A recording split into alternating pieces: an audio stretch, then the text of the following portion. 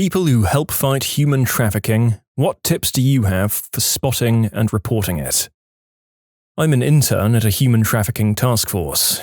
It really helps just knowing the basics because I had no idea everything that it entails. There's trafficking of women, the one we all know the most about, labor trafficking, and organ trafficking. Trafficking happens through force, fraud, and/or coercion. Trafficking is something of value that is being exchanged. The something of value can be food, shelter, clothes, and money. You get the gist. There's also the age issue. Anyone under the age of 18 that does stuff in exchange for a good is automatically considered a human trafficking victim. Even if the legal age of consent is 16, a 16-year-old can't have consent to commercial activities of that type.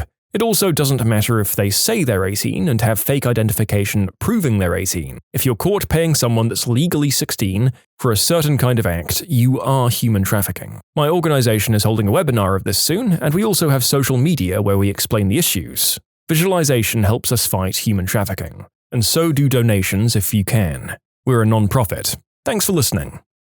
I work as front desk for a hotel. I had a couple of experiences with this. You should look out for groups of 2 to 3 where one person does all of the talking, specifically when the others look scared or are overly covered, or cringe when the talker is speaking. Also if they look like they're under the influence of something.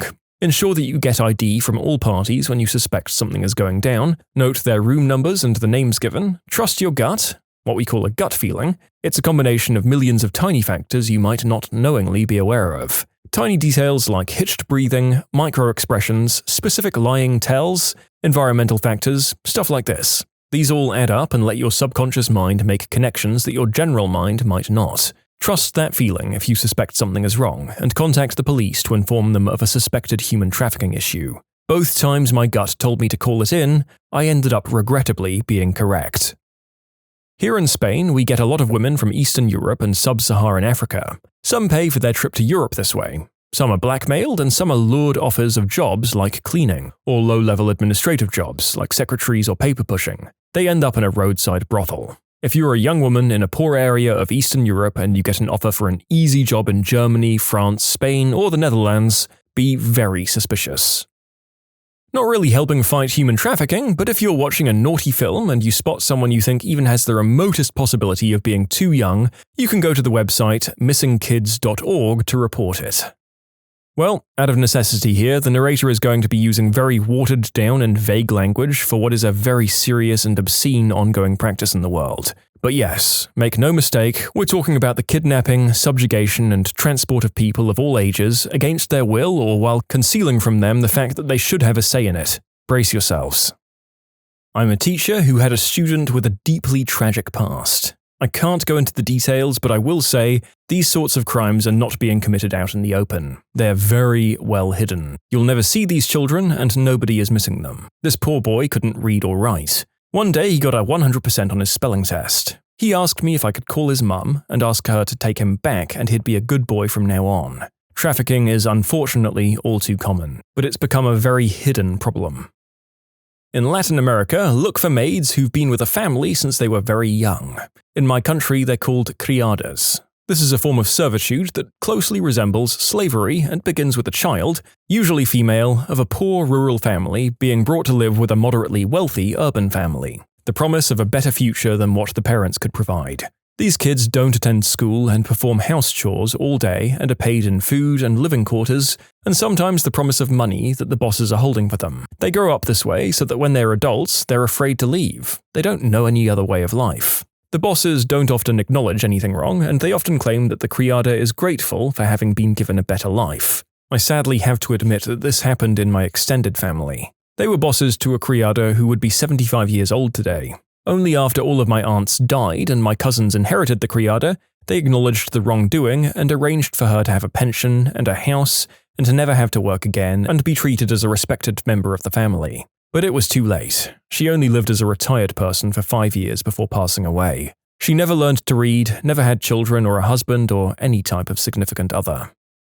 If you're a university-aged student, be very cautious with foreign summer work arrangements in resort cities abroad. With foreign resort city summer work as the bait, university-aged students are promised a work visa, arranged legal work, round-trip travel, and lodging in a distant foreign country for an overall desirable resume-building experience. What's delivered is basically forcing worked hours far in excess of legal amounts, substandard pay, being housed in subpar conditions, and threatened withholding of summer-end return travel unless the person complies. The uni student's parents likely can't afford to send money to rescue their child. For an example, a Polish university student studying international business came to the US to work for a summer. What really happened was the student came here, got lodged in a single grubby motel room with 11 other similar-aged people, and was forced to work 12 hours every day rotating to various hotels doing contract housekeeping. She wasn't super confident with her English, absolutely didn't know how to alert authorities to her issue,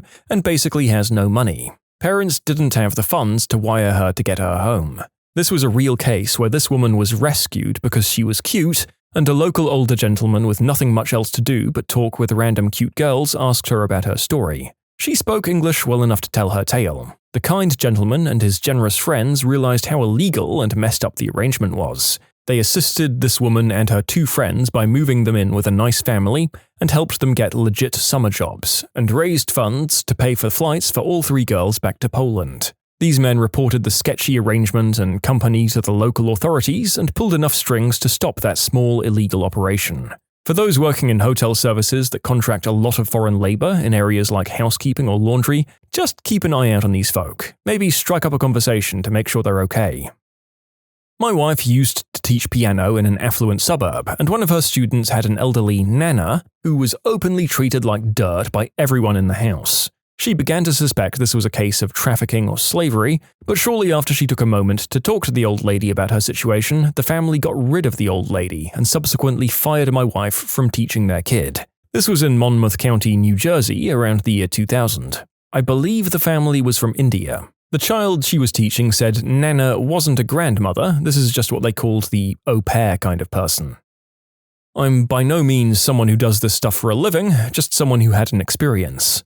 I lived in a very sketchy apartment complex in Phoenix. My wife and I generally keep to ourselves, so we didn't really have a problem. We at first noticed that there were constant visitors to our immediate neighbors. Their front door faced our front door. We figured maybe they were selling green herb or some stuff like that. You do you. We don't give a flying F as long as you don't bring trouble to us.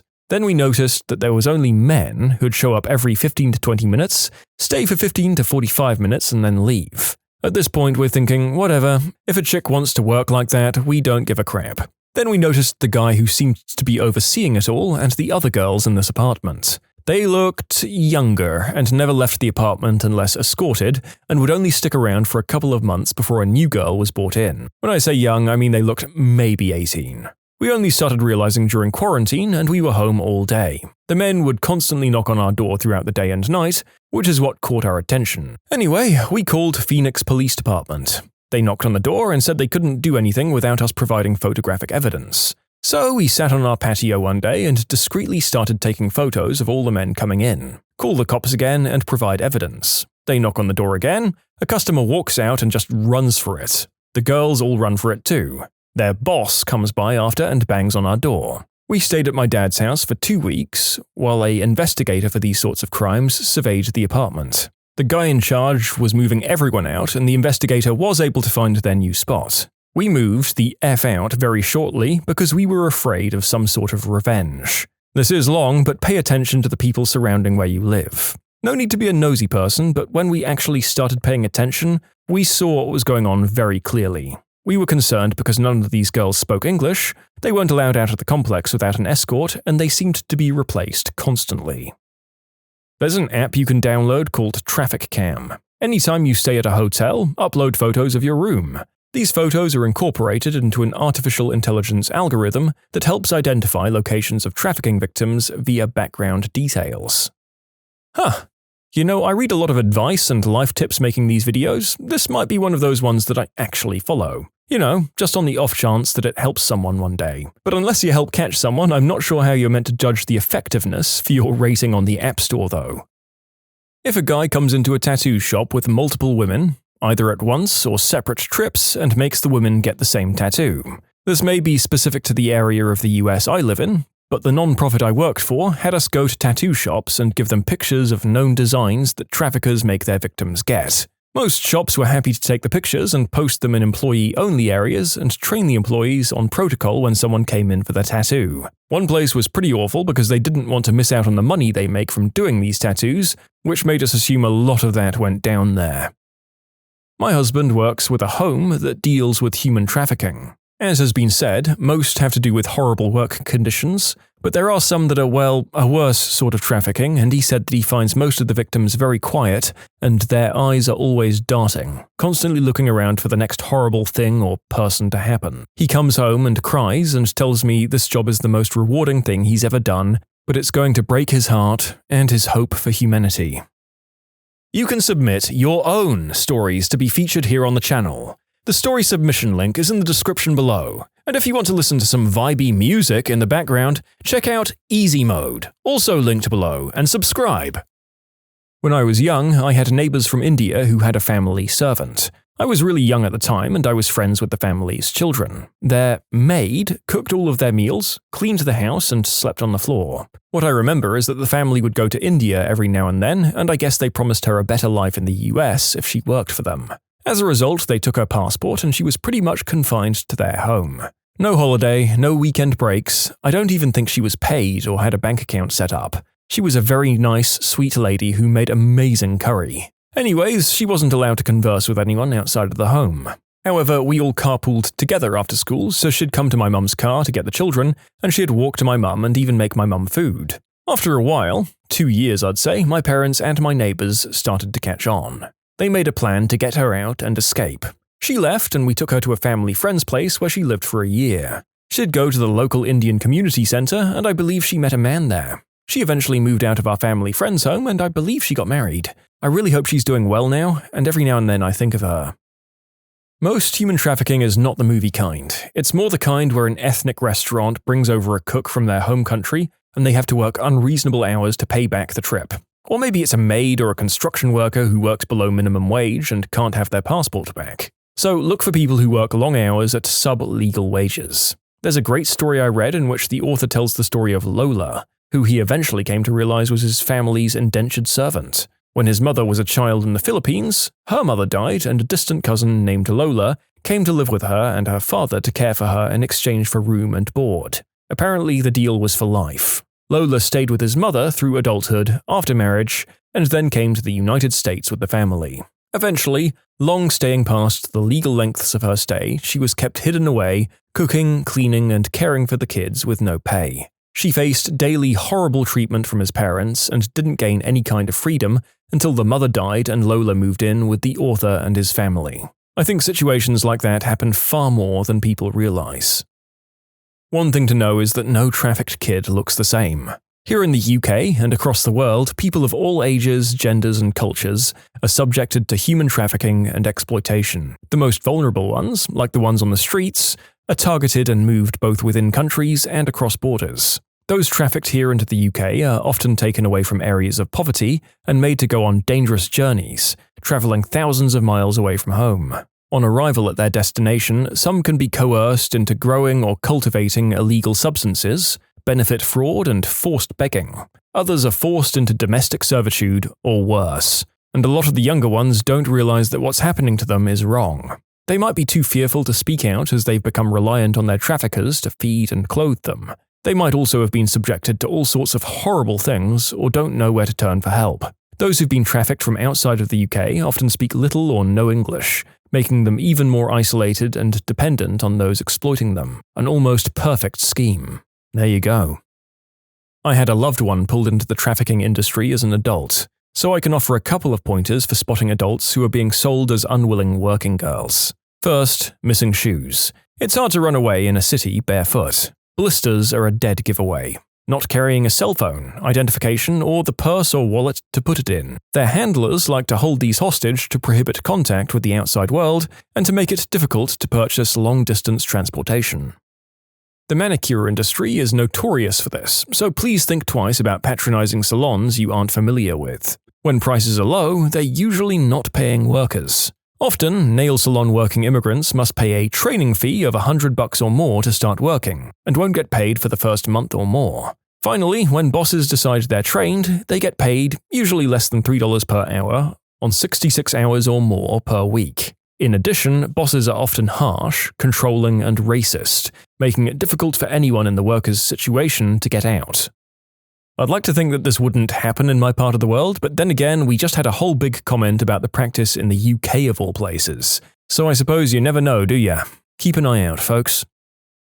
I work for a crisis centre that provides services to help combat trafficking. Honestly, if you think something's off or smells fishy, it probably is. The perpetrators are so manipulative that the victim doesn't know what it is a majority of their time, or they've been groomed to deny it. A lot of what I see with adults is super unhealthy relationships, and they're told, if you do X, we'll give you Y. It's hardly ever them being taken somewhere, it's usually a partner or a family member. For instance, they want a better life, so if they do X, they'll get better stuff like clothes, education, and stuff. For kids, they're groomed to think that the person is better for them than their family, or they really did have a terrible situation with their family at home. It's frickin' sad. My wife is an attorney who works on the advocacy side of human exploitation, and in overhearing her meetings, the one line that struck me the most, and that I'd never thought of previously, is, "There's no such thing as a working girl below a certain age." The idea being, when you're that age, you're a victim, not a criminal. So to answer your question, the best way to spot it is to contextualize a legal activity and realize when someone's doing something because they're being forced to by someone, like a trafficker. The Covenant House in NOLA takes in kids who are subject to this, and at times subjected for years. The NFL player Ben Watson was involved in helping rescue kids. He did a very moving piece about the plight of some of those involuntary situations. You might want to look up the story. I was so dumbfounded at the extent and the effort people will exert to exploit these poor people. The story still haunts me, and I watched it years ago. I used to work with all sorts of people that were trafficked. First of all, assume anyone that looks underage is actually underage. If you see those images online, report them. The traffickers travel around a lot, keeping their victim on the move. Unlike what most people think, all of the clients I worked with, thousands of them, knew their trafficker. Either a friend of a friend, a relative, a step-family member, or a person they met online. So, check who your kids are talking to online on any platform. They also stake out places like group and foster homes. Honestly, some of you can help out by paying adults for your smut and adult content instead of using poorly curated sites. Secondly, I worked with adults that had been trafficked to work in massage parlors. They'd be brought in from various countries, including China and Vietnam, then have their passports taken. One of our clients lost their life to the traffickers. Finally, there are people in sweatshops, restaurants, and places like that. There have been numerous high-profile cases here in the Bay Area, including one by my house. I don't have tons of tips, just a bit of education. I volunteer with an organization called Unbound Houston. Many of these comments are spot on. It's not outright abductions we need to be wary of, it's situations where a person isn't allowed to speak for themselves. In hospitals, doctors' offices, or any point-of-service industry like hair appointments or the like. Situations involving runaways or even teens who seem happy but don't really have control of their lives or choices. The overly affectionate young child, the overly shy or quiet kid, the overly aggressive teen. All of these can be warning signs of exploitation. Basically, if it feels off, investigate. If you think you can't or don't have the ways to investigate, report it. The worst thing about human trafficking is the human indifference to it. Here's the International Rescue Committee trafficking information. Hotels and resort industries. Scottsdale, Arizona has many hotels and resorts. Resorts hire through third-party agencies. Employees, largely from the Philippines, end up being work trafficked. Hotels and resorts have plausible deniability. The Southeast Asia commercial fishing community. Men get hired onto boats unbeknownst that they won't be paid fair wages and have become unpaid, exploited labor. Large fishing companies, like the ones we see in the freezer at our grocery store, can plead plausible deniability as well. And why I boycott Wendy's. The IRC asked the fast food industry to not buy their tomatoes from suppliers with human trafficking violations. McDonald's agreed, along with a few others. Wendy's, however, chose to leave their current supplier and began doing business with a supplier that had even worse work conditions and violations. The average age for entry is 13. Watch what you and your kiddos do on the internet. Predators are charming. You need to teach family danger versus stranger danger. And teach kiddos the proper names for their private parts. Teach body autonomy. I can't emphasize enough that victims almost always know who did this to them. As a truck driver, truck stops are pretty popular locations. I haven't seen anything in person that I was aware of, but our company trained us to keep an eye out, and we run Truckers Against Trafficking stickers on our trucks. Besides the actual workers you see there, forced or consensual, at a truck stop, these stops are hotspots for transferring humans, food, and drink for traffickers. There's so many people and vehicles going in and out that it's a rather easy place for them. The signs are the same as everything else mentioned today, but this is a spot to keep an eye out for if you stumble across a pilot or flying J for fuel and breakfast one day. People that go to the ER or urgent care, likely rare for these folks, with a person who won't leave their side and speaks on their behalf. Could be a parent or translator, could also not be. There was some news article about it a few years ago at some place in Michigan, I want to say. I don't work for any organization that fights this, but I have one tip for you all. If a kid you don't know calls you mum, dad, brother, sister, uncle, aunt, or anything, you play along. They are likely in a dangerous situation and need help. What's a toxic behavior disguised as a virtue? Mum says several people on her Facebook are angry that they were told their services weren't needed when they signed up to town's volunteer services to help folk during the crisis. We had an amazing number of people come forward. They're mad because they want to help and do their bit. And honestly, she realized so many of them are the ones who do charity drives and stuff like that, just to show off how much of a #good person they are, and to have others praise them for being a #good person. The ones we know who are helping are getting on and doing it. Odd picture or post, but certainly not what these people would be doing. This weirdly applies to the service industry as well. People will literally throw tips at a barista to prove that they're a #good person after just belittling us. They get angry when we say at our store we can't accept tips, because how are they supposed to get that good person fix now? It's so weird and gross. The opposite of this also exists. There are people who crap on others for genuinely just trying to do the right thing and claim that they just do it to seem like a good person. Especially on the internet, the terms SJW, white knight, or simp have lost all meaning due to this. Supporting a person to a fault. In other words, being an enabler. Especially when they call it loyalty. People will defend the most effed up crap from their friends and be like, I'm loyal. Like, no, call out your friends for being crap when they are. When people get involved in and regulate other people's relationships, they try to act like they're helping, but they always make it worse. Grand romantic gestures. I teach high school, and it's crazy how many times you see a kid basically bully their crush into being with them. They make this huge public display, and the kid is too shy to say no in front of everyone. It's embarrassing and distressing for that poor kid. I had a guy surprise me with a date. He lied and said our friends would be there. It was just him, me, and a horror movie. He brought me a necklace and chocolates. If we'd actually been dating, it might have been a nice romantic gesture. We weren't. We were barely friends. Hollywood can definitely warp the ideas of boundaries and consent. I can't see that working in this day and age. Or maybe it never worked in the first place, I'm not sure. I do know that if anyone tried it on me, I would be mortified, he says, beating off hordes of imaginary admirers with a stick. Overstudying, overburdening, and excessive academic anxiety and self-doubt does not make for a dedicated pupil, but an unbalanced and miserable human being instead. This is so common in Asia, the whole competitive environment of those studying more and getting better grades. Was watching a YouTuber earlier talk about how journaling during quarantine has helped him get through some old traumas, and he said one of the issues that it brought up was this. It was really jarring for me to hear that he's basically got PTSD from exam taking and Asian study culture. If the YouTuber didn't mention, or just if you haven't heard, I'd urge you to look up just how important tests in Asian countries can be. Anything from bribing police to ignore cheating, to parents climbing buildings to help their kids cheat. It's honestly unbelievable, and I can 100% imagine that stress seriously affecting someone.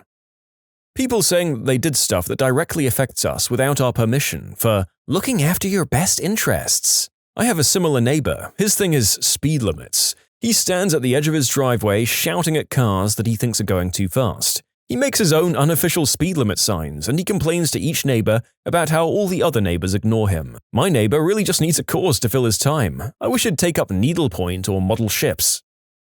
Self-sacrifice. Sometimes, sacrificing some of your time and energy is important. But you've got to remember that if someone or something is important to you, it doesn't mean you should cut pieces off yourself or burn yourself out for it. It goes double for if you're caring for someone. If that something or someone is that important to you, You need to make sure that the support you're giving remains consistent and sustainable and doesn't take you out. We often forget that in many cases, when you're caring for someone, that person's well-being is also tied to your well-being. And if your well-being suffers, that person you're caring for will suffer as well. And if they're worth caring for, they'll notice that you're suffering, and it won't be great for them either.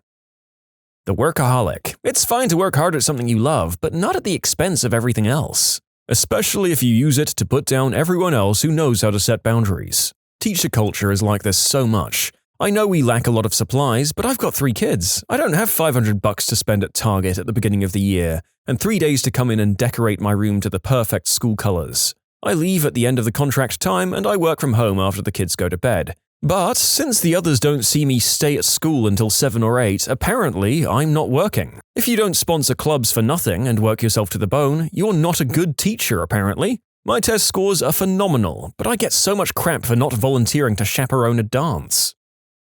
Persistence in relationships. It's always sold in rom-coms and in relationships, but usually your persistence is a complete lack of respect for other people's boundaries or holding on to things that aren't working out.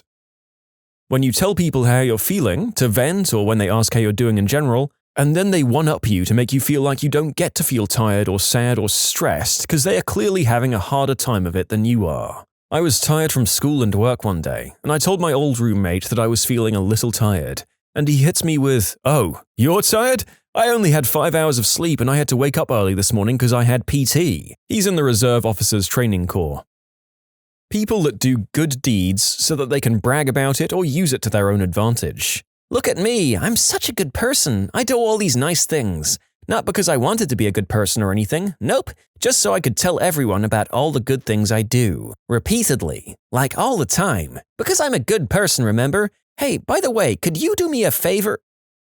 Telling kids that they're so different than anyone else while implying that they're somehow better. The actual healthy thing to do is just stress that everyone is unique and the kids' natural gifts make them who they are, just like other kids' gifts make them unique. Working for exposure. This one gets me because companies use it as an excuse to not pay someone or not pay them the amount they deserve. They claim exposure is your payment, but last I checked, exposure doesn't pay the bills. The entire "I have a strong personality" kind of people, and then when they follow that up with "people either love me or hate me," you know that it's heavily weighted to the hate side. My boss excuses her really crappy and just plain mean behavior as a strong personality. Nope, you're just a butthole. Yeah, I've never met a person like this where it wasn't code for "I'm heavily unpleasant to be around." Take your strong personality and use that strength to hurl yourself to a different locale, please. The rise and grind mentality, saying that if you're not working towards something, you're wasting your time. It's important to take time to relax or pursue a passion without monetary gain, but society as a whole has deemed this as wasting your time. My boss tells me he only reads inspirational self-help books to get better at sales, and that's what he wants me to read. I just tell him that the books I like are fantasy, sci-fi, and historical. I'm really not interested in some rich guy telling me how to do relationship marketing, a chapter in and this author is just blabbling about his boating trip with his friend. For me, I don't see it as me doing certain activities that are just wasting time or would be considered pointless. Yeah, I'm not working towards making more money or improving my reputation or whatever's considered monetary gain, but you know what this activity that brings me enjoyment does work towards? My happiness and well-being. You know what you can't do when you're not mentally all in order and it's hard for you to function as a healthy human? Make monetary gains. Am I saying be lazy and always do what you want to do and always try to do something fun? No. But life isn't all about money. I don't care how much fricking money I make if I'm miserable. Family comes first. I grew up thinking that I had a very close extended family until I realized how crappy and miserable most of them were. I've cut them out and feel so much better about it. That kind of hustle culture where successful people give motivational speeches, or more often Instagram captions, where they say stuff like, "If you're not succeeding, you're not working hard enough," or "We all have the same 24 hours. We don't all have the same 24 hours. If you have kids, subtract a couple of hours. If you have kids without a live-in nanny, subtract a whole bunch of them.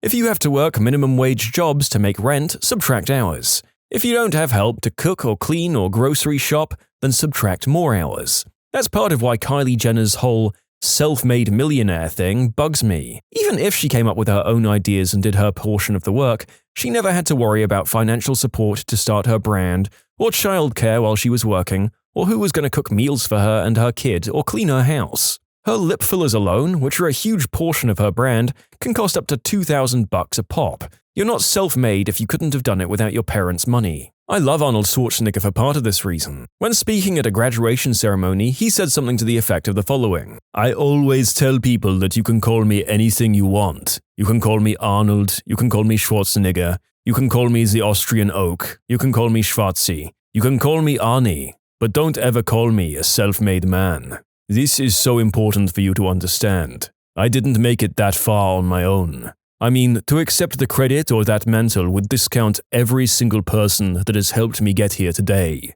that gave me advice, that made an effort, that gave me time, that lifted me when I fell. It gives the wrong impressions that we can do it alone. None of us can. The whole concept of self-made man or woman is a myth. Almost no one is self-made. It's nice to be inspired and think that you can be the next big thing, but having help does go a long way. It's why people are tired of the millionaire celebrities who talk about how you just need to lace up your boots and put your time in. Meanwhile, the Paltrows of the world have nannies and chefs and personal trainers, or the Trumps of the world get a small loan of $1 million.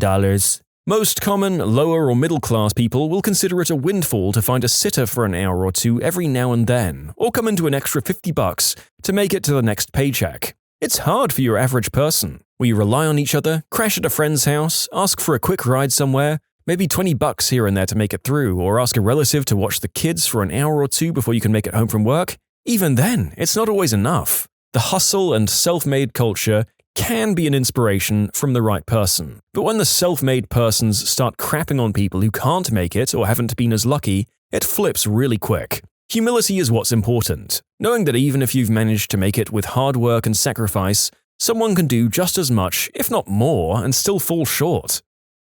You can submit your own stories to be featured here on the channel. The story submission link is in the description below, and if you want to listen to some vibey music in the background, check out easymode, also linked below, and subscribe. Corporate passive-aggressive behavior. Yes, you're saying all the right things and everything checks out if read back on a transcript, but you and I both know you've simply found a way to abuse the rules for your own gain. My last boss was like this. She'd even brag about the ways she got away with it in the past. She loved to manipulate and belittle people, and this was her favorite way of doing it. What's worse is so many people could see through it, but technically she didn't do anything wrong, so she had no consequences.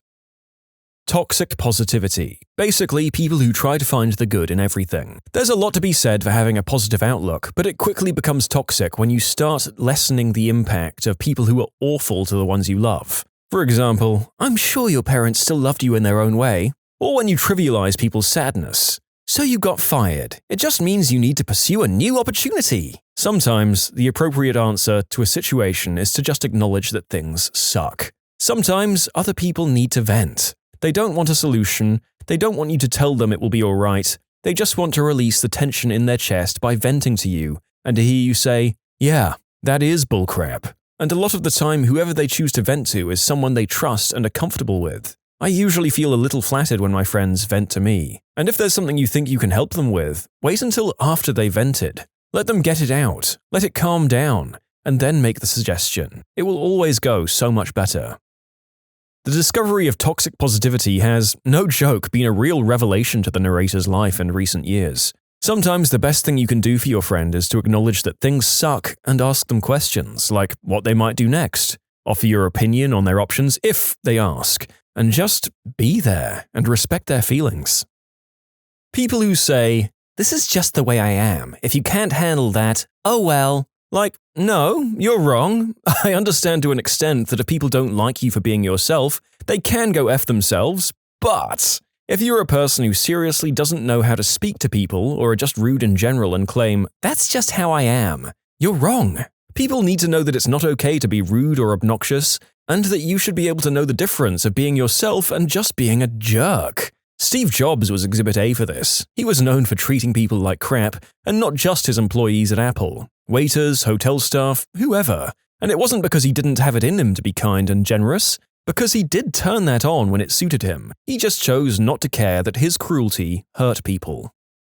Always being busy and constantly working hard. I have family members that call me lazy because I've created a life that doesn't revolve around constant grinding. Constantly being busy, getting up at the crack of dawn, always complaining about being tired, regularly talking about how there's just not enough time to do things they enjoy. All as if it's some badge of honor. Yes, this. When people talk to me about all the crap they have going on, and I'm sitting here with no girlfriend because I don't want the commitment, and extra person wrapped into my schedule, no house and no plans to buy one because I'm not spending the next 30 years fixing things. I don't like the word project. I hate having projects and chores. I've deliberately taken paths and choices so that I can relax as much as possible. I feel like some people look down on me for it, but F them. Being the supportive friend or significant other who'll never say no, even if it's a really bad idea. "Kindly let me help you, or you'll drown," said the monkey, safely putting the fish up in a tree. Alan Watts. People who record themselves doing something nice for someone in need. I'm all for helping people, but the minute you bring your own camera crew, it loses all meaning. Yeah, I know someone like this. She's kind of a guru of kindness in some circles, but it's fake. One particularly troubling example was something she wrote about how she was so there for a dying friend. She included many photos of herself by this guy's bedside while he was in a coma, despite her totally ignoring him while he was sick and not in a coma, and wrote so much about how painful but conducive to growth this whole experience was. In reality, she's a selfish, awful person who wouldn't bend down to save a puppy drowning in a puddle without a camera around. I once saw her yell at someone for being helpful to a stranger without any fanfare. "You have a Jesus complex. You're acting like being kind is nothing, like it's not a sacrifice." Probably because it tees her off every time someone is actually the way she pretends to be. Being offended on behalf of another person without knowing or wanting to know their opinion. People that say they're always 100% honest and aren't afraid to speak their mind.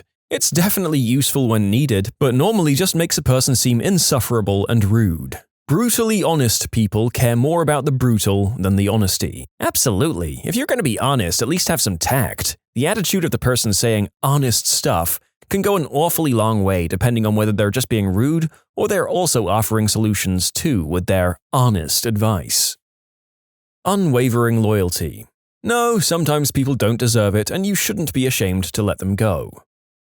Constantly being so quick to call people toxic just because you had a fight or disagreement and you don't like it. Obviously, if someone is a mental or physical bully, then sure, I've got a few people out of my life too. But the culture we've created has people cutting each other off over everything. No one learns loyalty, conflict resolution, and no one is allowed to grow. Also, too many people have become too proud to acknowledge their wrongs and say sorry when they need to. Everyone needs to relearn how to 1. Resolve conflict in a mature and rational way, and 2. Forgive each other, and 3. Apologize for your own actions.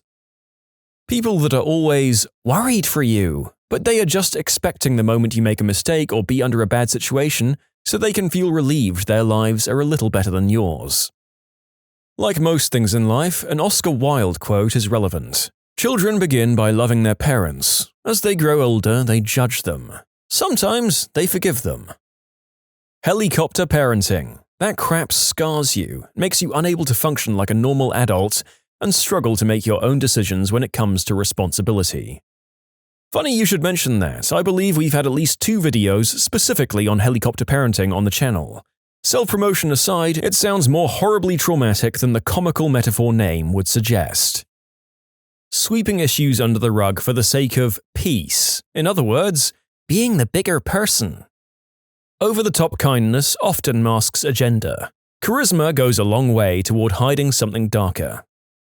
Constant self-diminishing and downplaying your abilities as humility. Just accept and recognize that you're pretty skilled and have a lot of experience in something, instead of saying that it's easy, that anyone could do the same, and the list goes on. My stepmom was a doctor, and one thing she told me that they drill into you in medical school is how to take a compliment. Because if a family thanks you for saving a loved one's life and you respond with, "Oh shucks, 'tweren't nothing," that's actually an incredibly insulting thing to say to them. The polite thing to do is graciously accept the compliment. Aggressive self-care. Sometimes people use this as a hard stop to get out of things that they don't want to do, because you can't argue with someone saying they need self-care. But there's a line between doing what you need to do in order to bolster emotional and mental health and being lazy or taking advantage of people who want to support self-care more. Overprotectiveness, not the general caring and protecting of someone, but a lot of people seem to think it's so adorable when someone is super overprotective over someone else. I'm not weak. I can do things by myself just fine, thanks. Ensuring success. Don't tell your kids that they'll do great things. Don't say that you'll kill it. Give people reasonable expectations and realize that they're normal. Giving and being selfless can sometimes extend to being a doormat. Some people specifically put themselves in positions to be used in order to guilt or manipulate or feel worthy and needed. Always saying what's on your mind. People who claim to have no filter are generally just rude. It's much more commendable to know when to shut the frick up. The super-ultra laid-back mentality. Not everything is okay. Not everything is a joke or is cool. It's good to have boundaries and to take things seriously. When I'm around groups of people that are overtly positive, like a workout group or something, I get crazy annoyed. Not that I'm a proponent of negativity, but I am a proponent of moderation and balance. Without negativity in a strictly positive situation, there's no balance or check. And when it's amplified by a large group of people, it quickly becomes loud and obnoxious to me. It'd be the same case if you were around a group of people that were overtly negative. The lack of balance makes me so uncomfortable. Being too quick to leap on people for perceived toxicity. One example of this is gossip. People love to say that they hate gossip, but in reality it's part of what makes us human. Gossip that is untruthful is harmful, but the rest isn't that bad. For example, if someone tells you that a person they had to work with was lazy and didn't do their part, they're venting, and it saves you from having to go through it yourself. Not being honest with people solely to make them feel good. It's kinda like 50-50 with this one. If they need the boost, then maybe, but overall it's generally a bad move. Putting people in their place. I've only ever seen insufferable drama queens and bullies use this term when referring to themselves. Respecting your elders. Respect is earned, not given. This doesn't mean that you can't show basic human decency, of course. However, I will not respect someone just because they're older than me, no matter what kind of person they are or how they treat me or make me feel. Sorry, not sorry. I don't really know how to say this eloquently. I think there's this pervasive belief in American society that speaking up when you don't like something or causing conflict is always bad or not cool. Confrontation is uncomfortable for everyone involved, but often is extremely necessary for us or society to change for the better. It seems like we always try to appease the situation we're in, and often it causes undue suffering. What's a sign that things are about to get real bad real quick?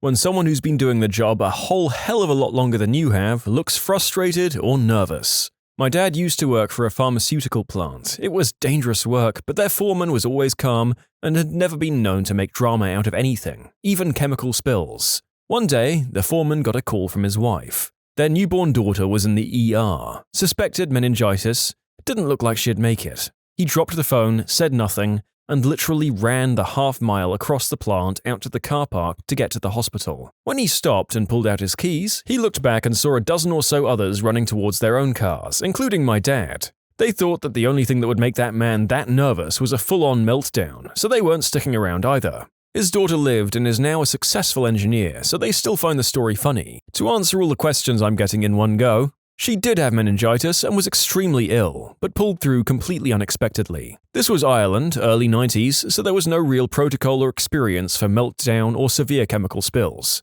They obviously had extensive training, but no one genuinely expected it. Bonus fun facts about the story: the guy's nickname before all this was Turbo. This was a joke because this guy only stood up for lunch. These were not fit young, college-aged men. They were all in their 30s or 40s, used to sitting down and doing very little hands-on work with the substances. Think a dozen or so Homer Simpsons sprinting to their cars. Homer being my dad's hard-earned nickname.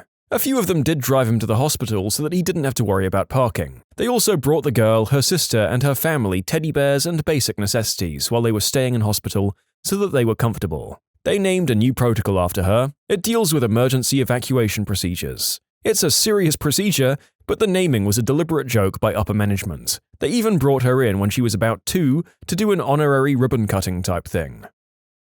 When someone asks to speak with you somewhere else rather than just to tell you immediately. My former boss always did this, like, Ted, we need to talk. Can you come to my conference room, pal? I'd anxiously go in there. Ted, you still have vacation days left from last year. Please find 3 days to take them in the next 3 months or they expire.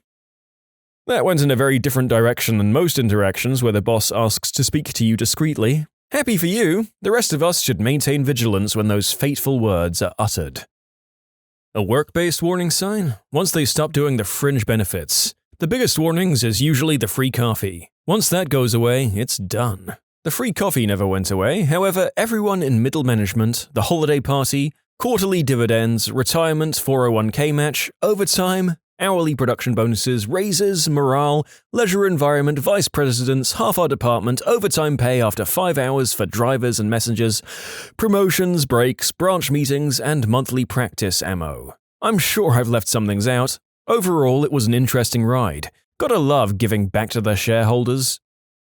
If you are having an argument on the street and the guy's friends slowly work their way behind you, that's a bad sign. It's about to go south. When the ones in senior management with a conscience start saying things like, "It's always a good habit to keep your resume current," or "I hear the job market is really strong right now." I had a buddy printing off his letter of resignation at work. His immediate manager walked into the room and caught a glimpse of what it was. He told him that he should probably just hang on to that and give it to him at the end of the day. Really emphasized end of day. HR called him a couple of hours later and laid him off with a year's pay. You get that strange watery feeling in the back of your throat, the universal "I'm about to hurl" feeling. That's your saliva production increasing to protect the lining of your esophagus from the acids in your stomach. It's an automatic reaction that's a prelude to vomiting. It's a pretty bad sign when the locals all clear out. When the drunk bloke you're having an argument with takes a good long look at your shoes, I can guarantee you he's gonna sucker punch you. Bonus points if you suddenly get a tingly feeling in your stomach. When you're doing the deed and someone says, "Uh-oh," probably not what you meant, but I can confirm. With 2 young kids, hearing "uh-oh" from the other room when my wife and I are doing it is the biggest mood killer and panic inducer there is. When they want the money before the substances, you're screwed. It's Monday, and as you enter work, there are several security guards stationed in the hallway from a company you don't recognize. Your boss tells you to stay in your cubicle until instructed to show up to the conference room, sorted by alphabet. Not everybody is called. Bonus, when you get to the conference room, you have to turn in your work badge to an armed guard to gain access. People wanted closure. Well, this was a layoff that happened at IBM in 1992 to a friend of mine. They laid off about 90% of the office. Those left were relocated to other campuses. 1. You were called into the conference room, you surrendered your badge, got alerted with a bunch of people you were to be let go. 2. Got a severance package, you signed forms, don't talk to coworkers, the press, among others, and you got 1 copier box. 3. You had 15 minutes to fill said copier box with all your personal belongings. And 4. At 15:01, ready or not, the guard grabbed you and escorted you to your car. You had to leave immediately. Some guards actually physically dragged some people out like bouncers, like old women and everything. One guy worked with the IBM and NASA moon landing team, been with Big Blue for 30 to 35 years. He couldn't fill all his pictures, awards, and all his stuff in 15 minutes, and certainly not in a copier box. He was escorted out. His stuff, like signed prints from astronauts, models of the LEM, were thrown in the dumpster, but some fellow co-workers saved most of it and gave it back to him. It was seriously an absolute cluster frick. My friend in her 50s was sobbing and shaking from the experience. If you see someone showing signs of the FAST, F. facial drooping, A. arm weakness, S. slurred speech, and T. time, pretty much means the person is having a stroke. You should call 911 because there is a 3 to 4.5 hour window that a stroke person can have a clot buster alteplase, which could end up giving patients most of their normal functions. When someone goes inside their house to get something in the middle of an argument. Alternatively, when someone goes outside to get something from their car in the middle of an argument. The sky turns green. The 3 times I've been in the area where the sky has turned really green, things have not gone well at all. Been through 2 sets of 1.5-inch hail, rain so hard you couldn't see past the windshield, and a wind that would have knocked a tornado over. I'll sit and watch thunderstorms roll in with lightning and thunder, but when things go green, I retreat. In England, someone saying, "Right," especially if it's said as they're getting out of their seat. When you put oxygen on someone and it doesn't change their blood oxygen level. Also, when a previously alert and oriented person suddenly gets confused and/or belligerent, things are about to go south fast. We need to talk. Whenever I hear this, I immediately think, oh crap. Every time I've had a bad conversation with a girl, it's always started with those very words. When you hear those words, things aren't about to go south, it's far too late and you're already doomed. Those 4 words in that order are orders of magnitude scarier than any other way of putting it. Can I have a word? Can I talk to you? And we have something to discuss are all intimidating, but none of them hold the same level of bowel-watering, ominous threat of emotional destruction as we need to talk. When you start feeling rumblings in your stomach and no bathroom around. I try to never be too far from a bathroom. When the animals freak the F out. My grandma's dog actually herded me into the basement right before an earthquake hit when I was a kid. Kelsey was a good dog. Basement is maybe a strong word, downstairs of a split level, so the downstairs is partially underground. Downstairs and upstairs have been lauded as more or less a matter of where you are when the earthquake hits, if the house is well made. But getting away from fally stuff and windows is important. So I feel safe knowing that Kelsey pushing me into getting under the pool table downstairs instead of under Grandma's china hutch upstairs was not her secretly trying to murder me. Tripping me on the stairs would have been a better way to go for that, and she was a smart dog. When upper management start leaving the company, and when they hand out last checks and ask you to stick around for the going away party, ditch the party and cash your check immediately. Do not pass go, nothing. They're worried about a run on payroll because they don't have enough for everyone and they're hoping the party will make you forget that their check will bounce. Experienced it twice in the 2000 and 2001 crash. If you're in a boat on the water and your hair starts to stand up on its own, get to land immediately. You're the highest point on a flat lake, and that is the telltale sign of static charge. Lightning is imminent, and you are the lightning rod. This happened to my family some years ago. We were fishing, it was cloudy, and a storm was an hour or so out, when suddenly all of our hair started to stand up. My dad, mum, and brother all thought it was cool and weird. I was the only one who was concerned, and I didn't know why, and said we should go back to land. They didn't listen, but apparently I put up enough of a fight that we did get off the lake. A few hours later, my parents told my brother's science teacher about that, and his eyes got wide. He said had we not left when we did, we were very likely to have been struck. When the shoreline retreats back a mile into the sea. Where I live, that's how far it goes when the tide goes out. However, as a geologist, I think it's my duty to say that not all tsunamis do this, and most tsunamis have several waves, often with the 3rd or 4th waves being the strongest. If you live in an earthquake-prone area with a tsunami risk, don't simply rely on this or animals. Pay attention to local and international tsunami warnings. A 2-foot tsunami in Hawaii lifted a train and carried it 100 meters. Don't mess around with these things. When those little oxygen masks drop out of the ceiling. Yeah, especially if you're not on an airplane. When your captain is wearing a life jacket. When the DM says, roll initiative, but no one's around except you guys. Whenever you fail a roll that the DM asks for out of the blue, stuff's going to go very badly. Go ahead and roll perception. Oh, alright, 4. Alright, so there's nothing out of the ordinary, so you guys set up camp like normal. 3 minutes later, all of my friends are dead and half my butt is inside a dragon. You're pulled over. You hand the officer your license and registration. He goes back to the car. 2 more cop cars pull over next to you and 1 is a K9 unit. When it's 3 a.m. at IHOP and a drunk dude walks in and starts yelling at a woman who is eating pancakes with another man. You can submit your own stories to be featured here on the channel. The story submission link is in the description below. And if you want to listen to some vibey music in the background, check out easymode, also linked below, and subscribe. When the redneck says, F that, I'm getting out of here. Like rats on a sinking ship, follow the redneck. If he ain't having it, there's no way you can handle it. When you're in a relationship and someone starts their sentence with, you always, in the middle of an argument. You aren't necessarily beyond the point of no return, but you are treading deadly water. 3 things. 1. No animals or insects in sight. 2. No wind whatsoever. Everything is still. 3. The night is quieter than the dead. It's like time froze. A huge hurricane is coming your way. Get in your car and scram. Ah yeah, in case you missed the week-long announcements about the storm that's been moving through the Caribbean Isles, people sandbagging their doorways, no bottled water being available, or cans of food on the shelves, your friends talking about the storm, or boards being put up on every shop window, that's when you look for animals and insects being gone, so that you know a Category 4 or 5 hurricane is barreling down on your butt.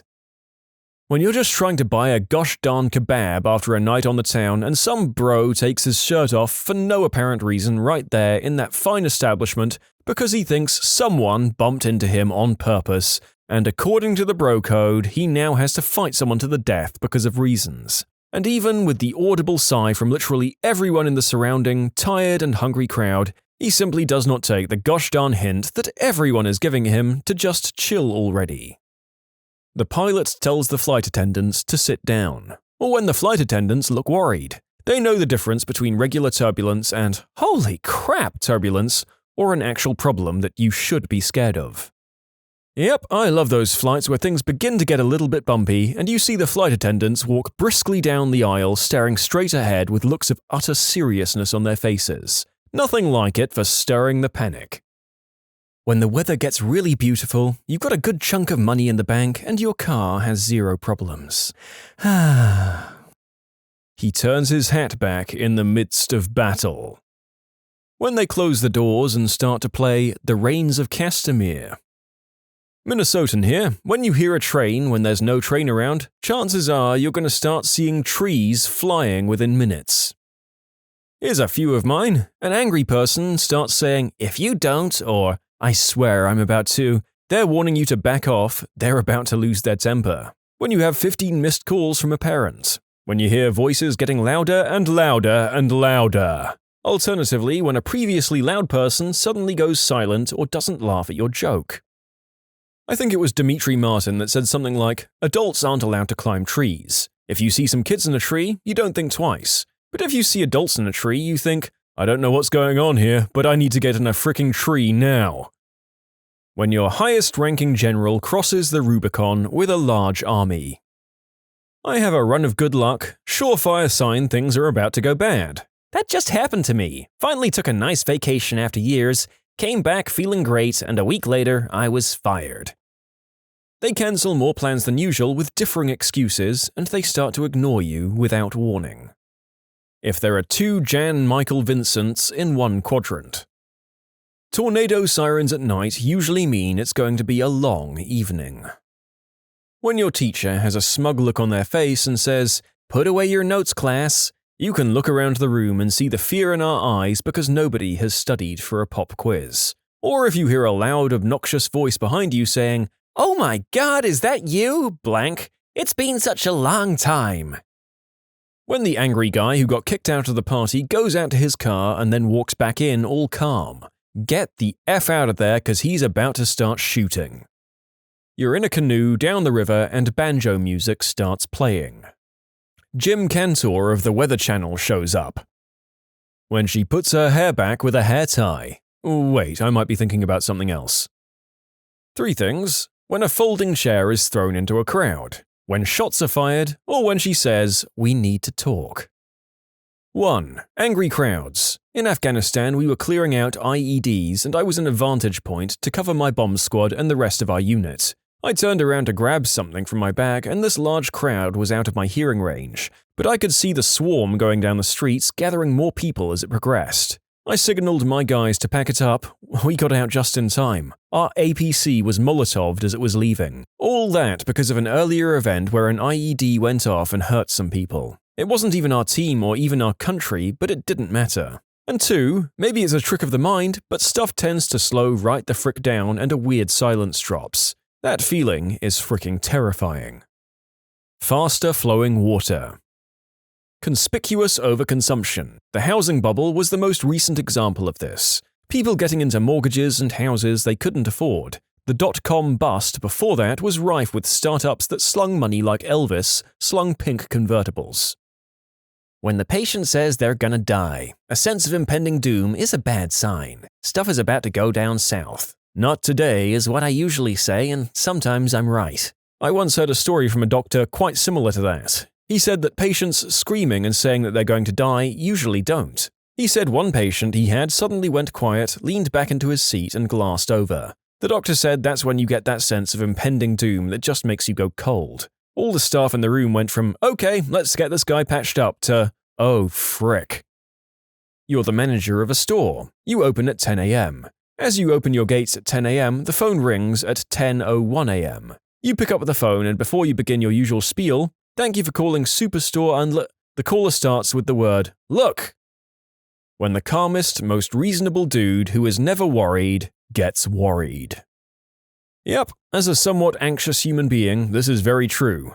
The rest of us look to the chill guys and gals in our lives as a barometer for how screwed we're about to be. I just think it's funny how it's never funny. When your Reinhard swaps to a Hanzo. When a herd of animals are headed towards higher ground, it's probably a good idea to follow them. When your grandmother, who's been living with stage 4 cancer for the past 2 months, says she realizes the pain will be ending soon because her oncologist at this point isn't sugarcoating how long she has anymore. The fact she also says she's tired of hurting and ready for the hurting to stop cements the reality of the fragility of life and how important simply treasuring other people is. Love as much and as hard as you can. Sincerely, a sad grandson. When one of my idiot friends says, hold my beer. When Coca-Cola pulls distribution of its product in an area. When mid-level management is bailing en masse. When you're out drinking with your buddies and you run into a girl that had history with 2 of the guys. Saturday night for us reached south in record time. Don't forget to scrub your accounts, kiddos. Wouldn't want anything of value falling into the hands of the shareholders. When your coworker starts getting the attitude of, I do everything around here. They get the martyr complex going. I'm the only person who can do that. You guys would be lost without me. This person is making it known that their morale at work is bad, and bad morale is contagious. I was that guy. I got fired. Best lesson I ever learned. No one is irreplaceable. Went on to management. Shared that story a few times instead of firing employees that may have deserved it. It also gave me the confidence to fire top performers that deserve to be fired. No one is irreplaceable. When your floor manager clocks in and every day says, is it 5:30 yet? No, dude, it's not. You get paid twice as much as I do and you're literally destroying the morale of everyone on the floor under you. When a Marine says, that is stupid and I want no part of it, and leaves. When every dog in the neighborhood starts barking like crazy. My sign that things are about to go south? 1. Go to the North Pole. 2. Take a step in any direction. When you've been drinking a lot and you have to keep spitting, you're about to hurl up. The character who always has his eyes closed opens his eyes. I'd like you to meet Sanjay. He's visiting from our facility in India, and I'd like you to show him how to do your job. As a nurse and healthcare professional, when your patient tells you that something just feels wrong, or they feel like they're going to die, stuff's about to go south real fast. Case in point, my little old lady patient called me into her room the other night and said that she was nervous and needed to pray, then proceeded to do the sign of the cross. I noped out of there so fast and called her doctor to tell her they needed to see her now. Sure enough, she coded about 15 minutes later. When Dad is going to get ice cream and nothing else. That's always bad news. Your mom and I are getting a divorce. Sparky got out somehow, and we won't be going to see your grandma anymore. When the music changes. You're in a bar, and some guy looking crazy comes in the door. He looks around and locks his eye on a couple and yells, "What the frick are you doing with my wife?" When the weather starts getting colder and you look up into the sky only to see a large flock of birds that happen to be traveling in one specific direction. When you turn up to a job interview and the interviewer is holding a video camera and you're asked to sit on a black leather couch. Well, for my coworkers, it's usually me saying, "We need to leave now." Anytime I've left, there was something that happened, such as a cleaning detail, higher-ranking people coming into our shop and getting angry for no reason, uniform inspections, or any number of stupid military stuff. What nasty side effects did you experience in clinical trials? Phase 1 clinical trial for skin cream designed for emergency burn care. Half the participants, myself not included, started sloughing off sheets of skin like lepers. For the ones affected, their bed sheets or pajamas would pull away the top layer of their arm or leg. We only had one limb treated per dosage. It was pretty gruesome and the trial was cancelled after just a week. I spent a while worrying about it happening, then I assumed I was in the control group. Turns out, I wasn't in the control group, but what the cream was doing was making the skin ultra-sensitive to sunlight. Since I worked indoors and had just discovered Team Fortress 2, I didn't get enough sunlight to trigger the side effect. Gaming saves lives, people. CalGB 10801. Did a number on my liver, but I don't have leukemia now, so I'll take it. I didn't get paid, but I got to live through for what many is a terminal diagnosis, so I figured that was payment enough.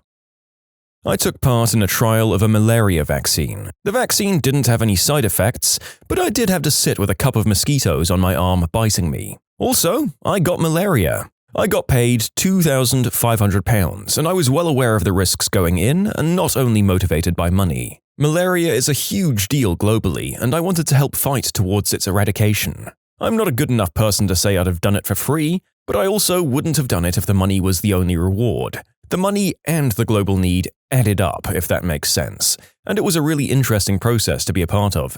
As a scientist in a field pretty far removed from medicine, physics by the way, malaria is still a huge killer, but there's a much better way to help the issue than the one I went for while at university: give to an effective charity. In fact, in terms of lives saved per dollar donated, giving to the AMF is about the best thing you can possibly do with your money. I've done far more good in the last few years by donating to them than I did by taking part in the trial. It's less interesting and far less cool, but it doesn't come with malaria. Malaria freaking sucks, but it's completely curable. I was blood tested every day after exposure, and as soon as they found signs of the parasite in my blood, they pumped me full of treatment, some synthetic quinine or something similar, according to the docs. The malaria I got was a lab strain with no resistance to the treatment, and it took about 5 days for me to feel better. Those 5 days were absolutely awful. I'm guessing that a lot of you believe that malaria stays with you for life, and there's some truth to that. Some types of malaria, the less deadly kinds as it happens, can appear to be treated. The person gets better, no parasites in the blood,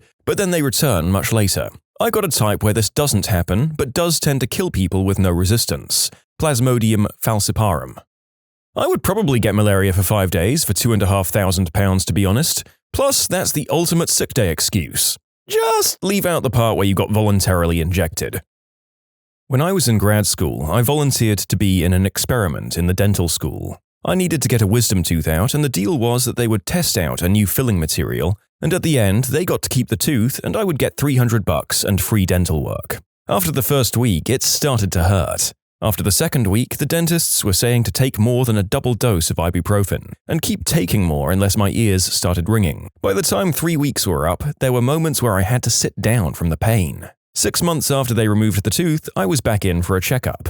I asked the dentist if the experiment was a failure, and she sort of smiled and said that it was going into wider clinical trials. That's when I realized that I had been a part of the control group, valiantly proving that cavities hurt. To be fair to the researchers, they can't tell you that you're in the placebo group because your perception of pain knowing that you had a placebo would skew their data. To be fair to you, I certainly hope that they outlined the risks and procedures in the informed consent, because otherwise not informing you that there may be pain involved is a serious breach of research ethics, and is a valid complaint to the IRB. Oh, don't worry, it was all done correctly, I was informed. I, like most test subjects, imagined that I got the experimental treatment and worried about the side effects, when the opposite was in fact true in this case.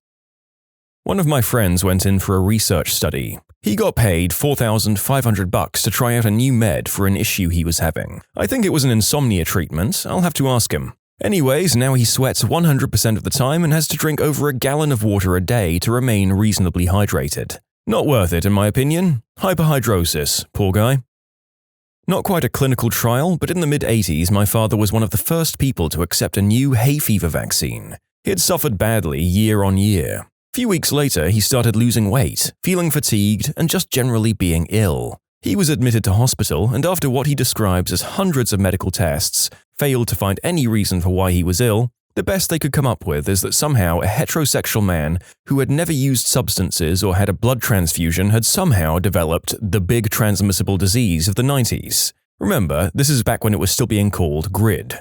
It was just assumed he'd get sicker and sicker until he passed away. But one day, he started to get better, which also stumped people researching that disease, because that hadn't happened to anyone else. The eventual conclusion being that they didn't know what it was, but it can't have been that. Doctors basically told him he seemed fine now and just to get on with his life. He went back to get the vaccine again the next year, but was told that it had been withdrawn after loads of people died after having it. Turns out it was just a massive dose of roids. It trashed the immune system and people couldn't fight off common illnesses. Hard to prove in retrospect, but it's assumed he came close to joining the deceased. I was in a trial for a treatment for IBD, Crohn's disease. The drug was modulating interleukin-11, basically trying to calm down your immune system so that it quits attacking your gut. It worked really well. I was in remission and I felt fantastic. Then I had my routine blood work done. You know that step where the tube is full of blood and the nurse shakes it back and forth a bit? When the nurse did that with mine, all the color drained from her face. She told me to stay where I was and sit very still, please. And she took off. Turns out that interleukin-11 is really good at making blood clot. When the nurse shook the tube of blood, it started clotting. That's not supposed to happen. Turns out my fibrinogen was so high that if I'd bumped my arm against the doorframe on my way out, I would have thrown a clot that would have killed me. A few doses of blood thinner later and I was good as new. The trial was stopped, I wasn't the only one who clotted up, and the research was shelved. I've never found a medication that was as effective for treating my Crohn's, though. This one scares me the most. It scares me more than the ones where people have died, because you could have been killed at any point and just not known how it happened. Not a failed trial necessarily, since all the data was important, but my father-in-law was a conscientious objector for religious reasons during Vietnam. The army assigned him to be an insect repellent tester. He'd spend his days in an enclosed room covered by different compounds to see how his mosquito companions would react. Some compounds worked better than others. I got a bit of a headache in my trial. They cancelled 2/3 of the study because some liver values were higher than they should have been. I still got paid out in full, living on the edge. I tested a bladder control med that worked pretty well but caused irregular heartbeats. It was nice to not have to run to the bathroom 20 times a day, but I do need my heart to work properly.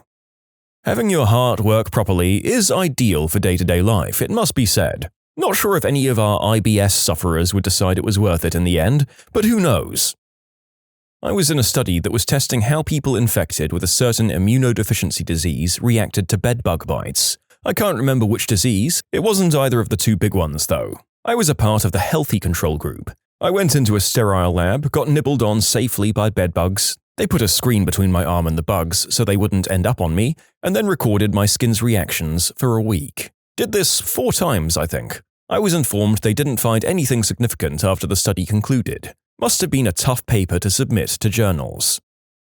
My chest swelled up until it looked like I'd bolted basketballs onto my ribcage. Then I started lactating. Like, a lot. Like, can't leave the house because my fun bags are geysers, constantly shooting out some mystery fluid and occasionally blood. Then came the vertigo and the constant tinnitus. After a few days of this, I advised the doctor the final side effect was going to be self-deletion if we didn't start weaning me off this crap. The intended use was to treat bipolar disorder. Obviously, my reaction to it was extreme. My parents own a research center. We've had a patient die before. The medication was in phase 3. Phase 1 being the most dangerous, and patients stay at the research center, all the way to phase 4, which is supposed to be the most safe. Every time a patient dies while they're in the research study, the pharmaceutical company must send out a safety letter, which is kept on site with all the names of patients who died and their believed cause of death. We don't know the exact cause of death since we're not able to obtain any information after, but it's safe to assume that it was the medication, as it had 4 patients total die. Not in our site, but around the world 4 total. Unfortunately, some patients don't even care what the side effects are and just care about the money they get paid. Some of those deaths may be because of misuse of the medication, but there's really no way to know if the patient took the medication in studies where the patient gets to take the medication home. Very new medication goes through phase 1 research after they're tested on animals, where even the diet is controlled and extremely strict. I work in clinical trials. Most of our volunteers are students. Even though there's a fairly lengthy consent process, you can tell most of the volunteers have paid no attention at all, except for the part about how much they get paid. Some of them couldn't even tell you what substance they're taking and tell me that they think they've had the placebo. There are no placebos in my studies. Chest cancer treatment. I've had 4 rounds of the typical hair falls out, makes you puke stage 4 chemo, then 4 rounds of Taxotere, a somewhat less debilitating chemo, plus the clinical trial substance Xeloda. The trial was approved for metastatic disease, which I didn't have. The Taxotere makes everything taste like soap. I couldn't stand to be in the same room with food. The Xeloda gives you killer diarrhea. I spent 12 weeks basically eating nothing. I called it the Procter & Gamble diet. I managed to choke down a chocolate milkshake once a day and had explosive diarrhea for hours after. I lost 50 pounds. Turns out the Xeloda had no effect on the cancer, but the Taxotere, the soapy one, worked fine. I'm 12 years out of treatment. You can submit your own stories to be featured here on the channel. The story submission link is in the description below. And if you want to listen to some vibey music in the background, check out easymode, also linked below, and subscribe. This is my line of work, clinical trial data, and one thing to keep in mind is that an adverse event is anything that happens during the trial, whether it's related or not. A guy gets headaches sometimes? Great! Every headache during his time in the trial is recorded as an AE and evaluated. And you might think, hey, I don't usually have heartburn or whatever, but I did just now and it's probably the medication. But the doctor decides that, and if there's any question, there are other docs and a safety panel who'll review it. I was on male hormonal birth control for years through clinicaltrials.gov. It was a huge success with minimal side effects, and I wish I could get back on it. The medication worked and was safe, but ultimately it hasn't been brought to the market because most men can't stand to inject themselves with an inch-long needle every week. Side effects were increased energy, fat loss, and an increased libido. Not a failed trial, but I signed up for a medical study where they had to remove a lymph node from my body. They were paying $300, so I figured what's the worst that could happen, right? Well, they didn't tell me that the lymph node was going to be taken from my bikini line by a 50-year-old surgeon who had to rub iodine all over my hoo-ha. He sewed it up a little bit funny, so I still have a huge scar and the wound was right where my leg bends, so I walked funny for like 3 weeks. If anyone asked why I was limping, I had to tell them about my poor, disfigured vajayjay, and it was terrible. 3 out of 10, still got $300. I took part in a clinical trial for NASA where they paid me to essentially sleep for a month in one room. I couldn't go outside, couldn't leave the room, could play on my phone and go on the computer, but that was about it. I ended up sleeping probably 16 to 18 hours a day out of boredom. The trial wasn't technically a failure, but afterwards I had trouble sleeping usual amounts of the time, as well as doing day-to-day tasks. I was paid $5,000 for the month. I'd say it was worth it. Is it weird that the narrator would do the one where he would get malaria, but not being locked alone in a room for a month? Maybe if I could edit videos and just get paid gangbusters from both income sources, but I'm still not sure it seems worth it. My mother-in-law participated in a large-scale trial of aspirin being tested as a cure-all for the elderly. The pharmaceutical company was trying to prove that everyone should take aspirin daily beyond a certain age to reduce blood clotting. Coincidentally, it's also a great way to sell a lot of aspirin. My parents-in-law were both part of the trial, and my mother-in-law had some medical issues that ended up involving internal bleeding. If she hadn't been on aspirin, she would have been okay.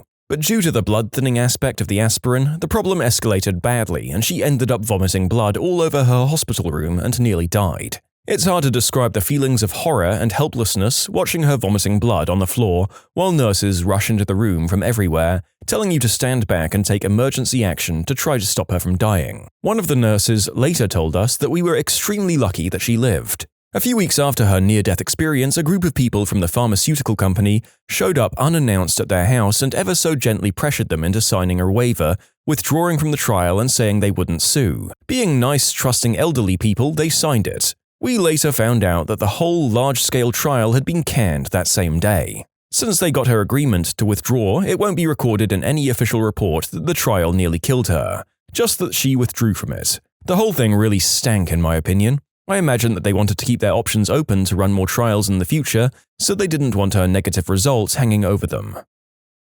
I was in a clinical trial for an allergy medication. My allergies were terrible throughout the trial, so either I was in the control group or the medication was a failure. The worst part was that my allergies were awful. I couldn't take any other allergy medication and it was just not fun. I don't think I'd do it for a condition that I needed to be treated for because being in the control group means that you suffer. I did a clinical trial attempting to treat Crohn's with an antibiotic. It turned my number 2s, number 1s, and even my splooge bright yellow. I came to find out it was a dye they used in the placebo to make it match the real deal.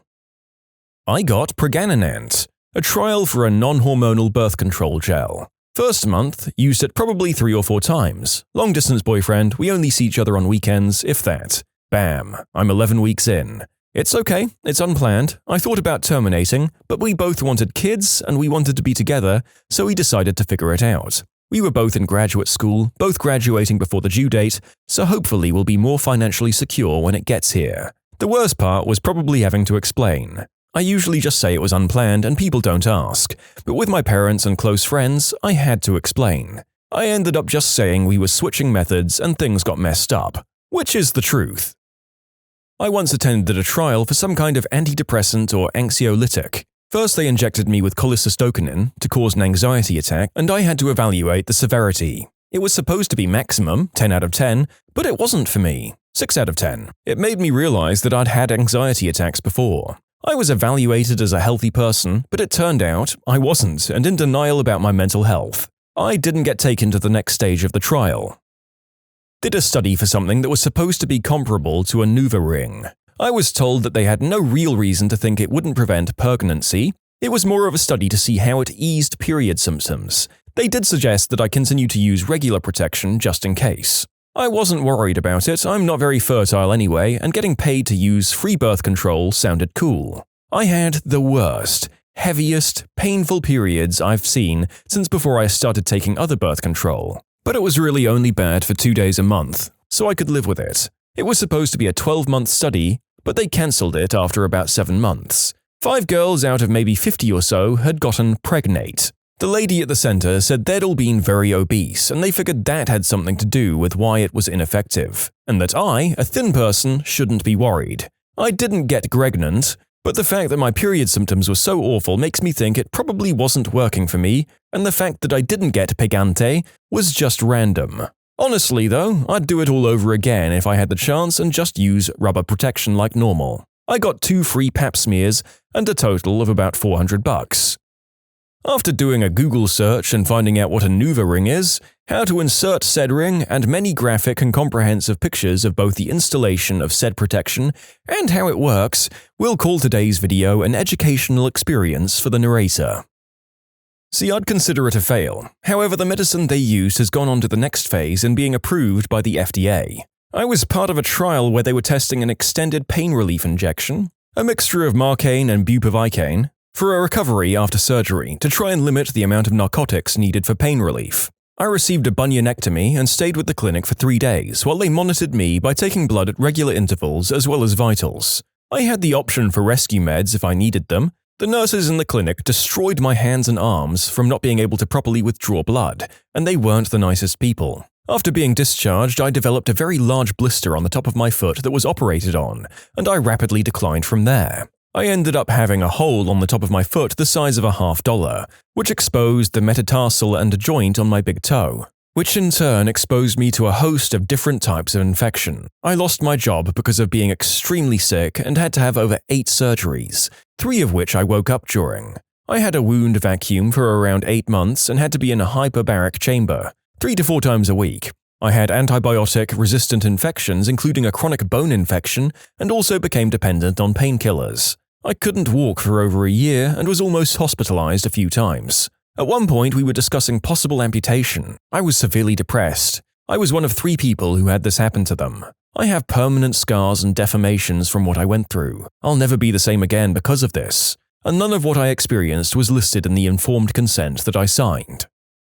Was given Roaccutane back in the 90s when it was still being tried. Now they know that 2 out of every 100 teenagers successfully commits self-deletion, and I know why I've been living with a voice inside my head telling me to unalive myself ever since.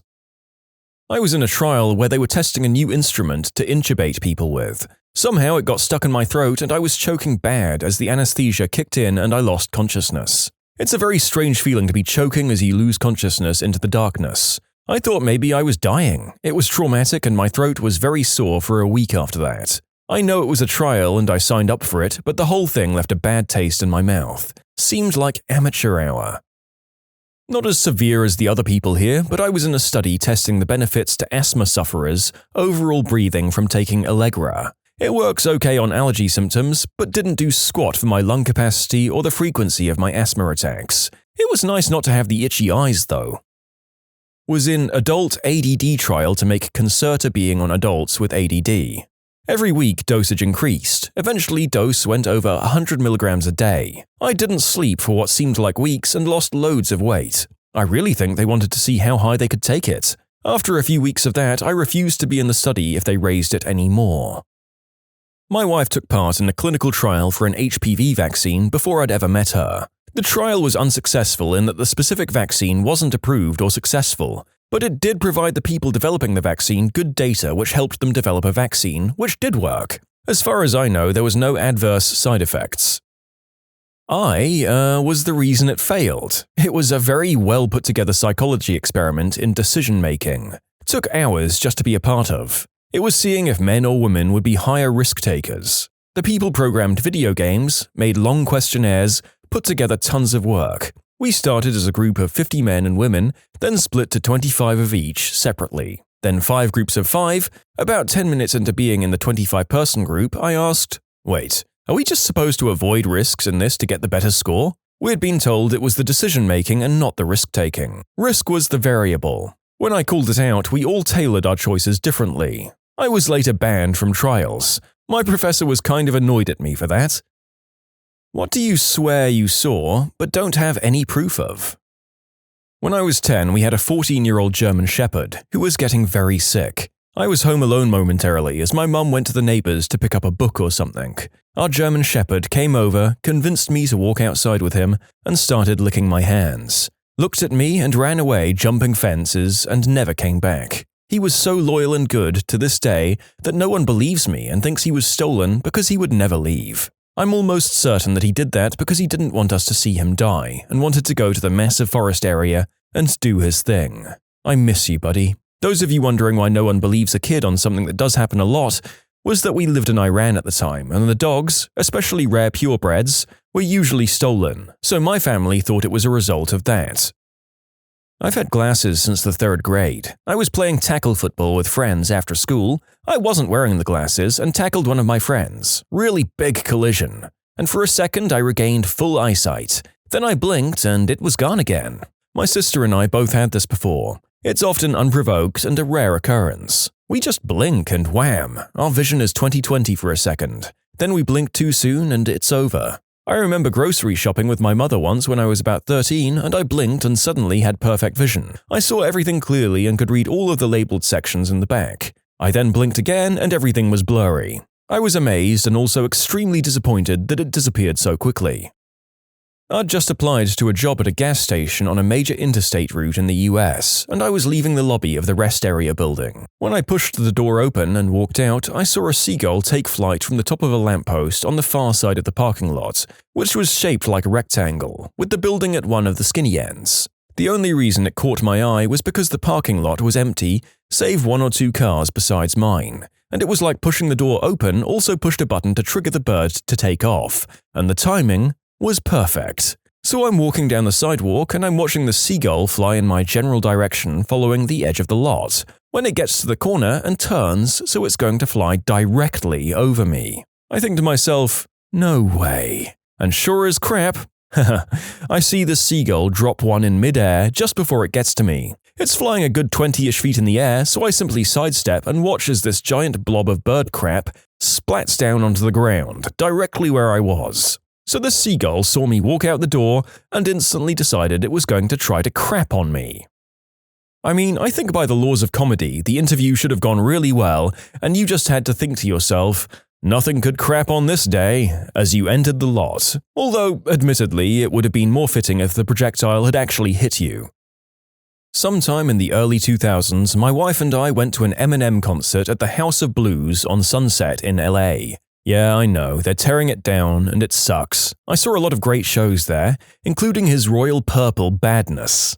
Anyway, the entire show, maybe 90 minutes, there was this guy dancing on stage in a full mummy suit, and he was doing really awkward and funny dance moves that you wouldn't expect from a background dancer at a rap concert. But hey, he's in a mummy suit, so whatever. The show ends and Eminem screams into the mic, "Do y'all want to know who the motherfrickin' mummy is?" And the crowd cheers, and he screams, "Dustin motherfrickin' Hoffman." And he pulls a zipper at the back of the costume, and out comes an extremely sweaty, 60-something-year-old Dustin Hoffman, and the crowd goes into a stunned silence for a few seconds and then erupts in cheers. My wife and I just kinda looked at each other in disbelief, and when I tell people that, they always say something like, "Oh, it must have just been someone they found who looked like him." But that guy was Dustin motherfrickin' Hoffman, and no, I have no proof. Not my story, but my brother's. He lost his wallet and was retracing his steps looking for it. A homeless man approached him at a coffee shop and said to him, "Don't worry, it's in the bathroom sink. Your wallet is in your bathroom sink." Later that night, he did indeed find his wallet at home in the bathroom sink. A few days later, he saw the same homeless man and thanked him for his help. The guy became really irritated and told my brother he'd never seen him before. Could have been a lucky guess, but I think magical bum makes for a better story. Went and got the mail from the previous day at like 7 a.m. No one was around, but this massive black dog was walking around my neighbor's Ford Windstar. By massive, I mean this dog's head went to the windows, and when his head was at the back bumper, his hind legs were still at the driver's door. When I was about 10, they started putting missing children on milk cartons. Every morning for a while, I was looking at this boy's face on the side of the milk while I would eat my cereal. Then one day a car went down my street while I was playing outside, and there was a boy in the back seat with his face up close to the window looking out. I'm 99% sure it was the boy from the milk carton. I told my parents, but they didn't believe me. Something similar happened to me. I was 5 to 6 and playing outside with other kids. All of a sudden, these two cars stop by a sidewalk. They grab a girl on a tricycle and speed off. Only her bike was left. We ran to my mom to tell her someone got kidnapped. She was cooking, somewhat listened, nodded her head, and smiled. "Oh, really?" And that was that. I think about it often. Never heard anything afterwards. That's why I've been wondering whether this was real or just my imagination. On the other hand, other kids were with me and they all saw it. I was at the Shed Aquarium in Chicago. I walked up to the cuttlefish tank and for some reason all 20 or so of the cuttlefish rushed over to me. It was a big tank, maybe 10 feet long. I walked the length of it and they followed me. I walked back, they followed. A few other people saw and tried it themselves. But alas, the cuttlefish only had eyes for me. My best guess as to the cause was the guy who feeds them is my doppelganger. When I was about 10 years old, I saw my old dog catch a crow out of the air and then just gently release it. Ball lightning. It was right after a thunderstorm passed by. I could see floating orbs in the sky. There were a couple of cars parked by an open field and people were watching this happen, so I parked and got out to join them. We all sort of just looked on in silence until they winked out, one by one. There were at least 10 of them and they seemed to fly together in patterns.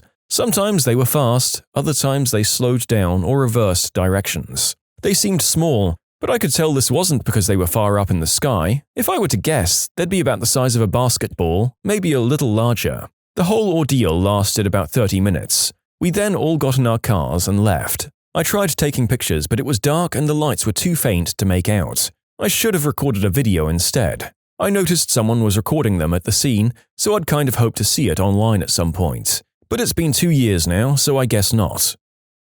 One day, I was looking out at the window of my office and 4 semi-trucks drove past, one after the other. They were, in order, Costco, Costco, Cisco, and Cisco with an SY. Half the people I mentioned to don't care, and the other half don't believe me. Those guys definitely collaborated to mess with people, and I'm here for it. Was there maybe a nearby mega mall with all 4 of those department stores in it that the trucks were heading towards? Awesome.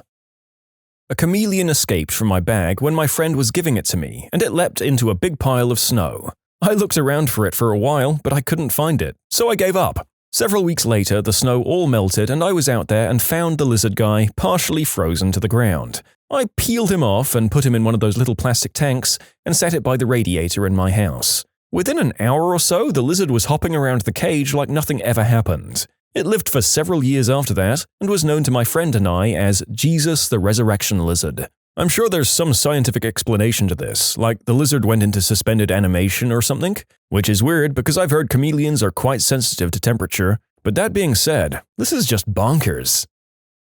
I was snorkeling in Hawaii once, and I swear I saw something that looked like a clear chameleon, but as soon as I got close, it buried itself in the sand. I still vividly remember discovering a new species. Before my sister was born, my parents found a kitten. They decided to keep it because they could find no owner. They named her Princess. Anyway, my sister is 4 years older than I am. We both grew up with this cat. She'd sometimes follow us and watch over us. My parents used to make jokes about how she thought of us as her kittens. Now, my sister wasn't very nice to me. It took a lot of people a lot of time to realize that she wasn't just nasty. It was full-on, emotionally scarring bullying. My sister is a narcissist, but that's not what you need to know. When I was too young to understand what was happening, I used to talk to Princess. She was like my version of a diary. I'd sit with this creature that was older than I was and tell her all of my problems. One day at a store, my mum told us she'd buy us each a lolly. My sister wanted a different one to me and grabbed my arm and clawed her nails down so hard that it drew blood. It hurt a lot and I was really upset. When we got home, I went and cried to Princess about how scared I'd felt. After a while, I calmed down and went and played with my toys. Princess ambled out of the room. A few minutes later, I heard a shriek and she ambled back in. Turns out she had walked up and scratched my sister's hand, then hissed at her before coming back to sit with me and watch over me playing with the toys. My parents assume that my sister provoked her, but I know. She walked out of the room right after I'd been talking to her and walked back in after the shriek. I can't prove it, but I think Princess saw how scared I was and showed me that she'd protect me. I never told anybody about my white and grey guardian apart from my current cat. I haven't thought about Princess in a while. She lived to be between 19 and 21, depending on how old she was when my parents got her. She lived with them for 19 years and was around 2 when they found her. I loved that cat. Funnily enough, my new cat was originally my sister's. She got him, then left him with my parents, and he slowly became mine. He likes to sit with me more than he likes her. When I was around 10 years old, I went down to a lake when I was on holiday. When I got down there, I vividly remember a massive ball of lightning just hovering, and then it struck the middle of the lake. I never ran so fast in my life back to the little house we were staying in. You can submit your own stories to be featured here on the channel. The story submission link is in the description below. And if you want to listen to some vibey music in the background, check out easymode, also linked below, and subscribe. I was out for a walk late one night. This was in rural Illinois, so there was nobody else out. I noticed from a distance that there were these squirrels just standing in the middle of the road. I thought to myself, that is strange. When I got closer, I noticed that there were 3 squirrels standing around a cat that was lying down. I thought for a minute the cat was dead. But when I got closer and walked past them, the squirrels and the cat followed me with their eyes, none of them moving a muscle. It was like, move along, nothing to see here. Still to this day, I think of just how bizarre that was. As a child, I touched some weird pest plant in our garden. I think it stung me. Then I saw everything in inverted colors for a short time. Then back to normal. I was in such a shock, I couldn't explain it to my mom. I just went to her crying. You probably touched a brugmansia. They're loaded with scopolamine and can cause you to see things that aren't there. Inverse colors are a common hallucination from them. Brugmansia are a very common garden flower, despite their effects, because only small children will be affected by contact alone. Did you have big orange flowers that hang downward in your garden? Brugmansia are terrifying. Not 2 days ago, I read a trip report about some dude who took brugmansia tea he made out of 2 leaves and 2 flowers. 1 leaf per 32 ounces of water is more than enough. And the guy ended up crashing knee first through a plate glass window and then ripped the back door to his house off its hinges with his own 2 hands. That crap is terrifying. The author, Christina Pratt, in an encyclopedia of shamanism, says that brugmansia induces a powerful trance with violent and unpleasant effects, sickening after effects, and at times temporary insanity. These hallucinations are often characterized by complete loss of awareness that one is hallucinating, disconnection from reality, and amnesia of the episode, such as the one example reported in Psychiatry and Clinical Neuroscience of a young man who amputated his own Johnson and tongue after drinking only 1 cup of brugmansia tea. I've never heard of this leaf before, and it is wild that something like this is apparently a common garden flower. I was also about to rave about how we banned green herb and not this, but it sounds like not many people would want to take this.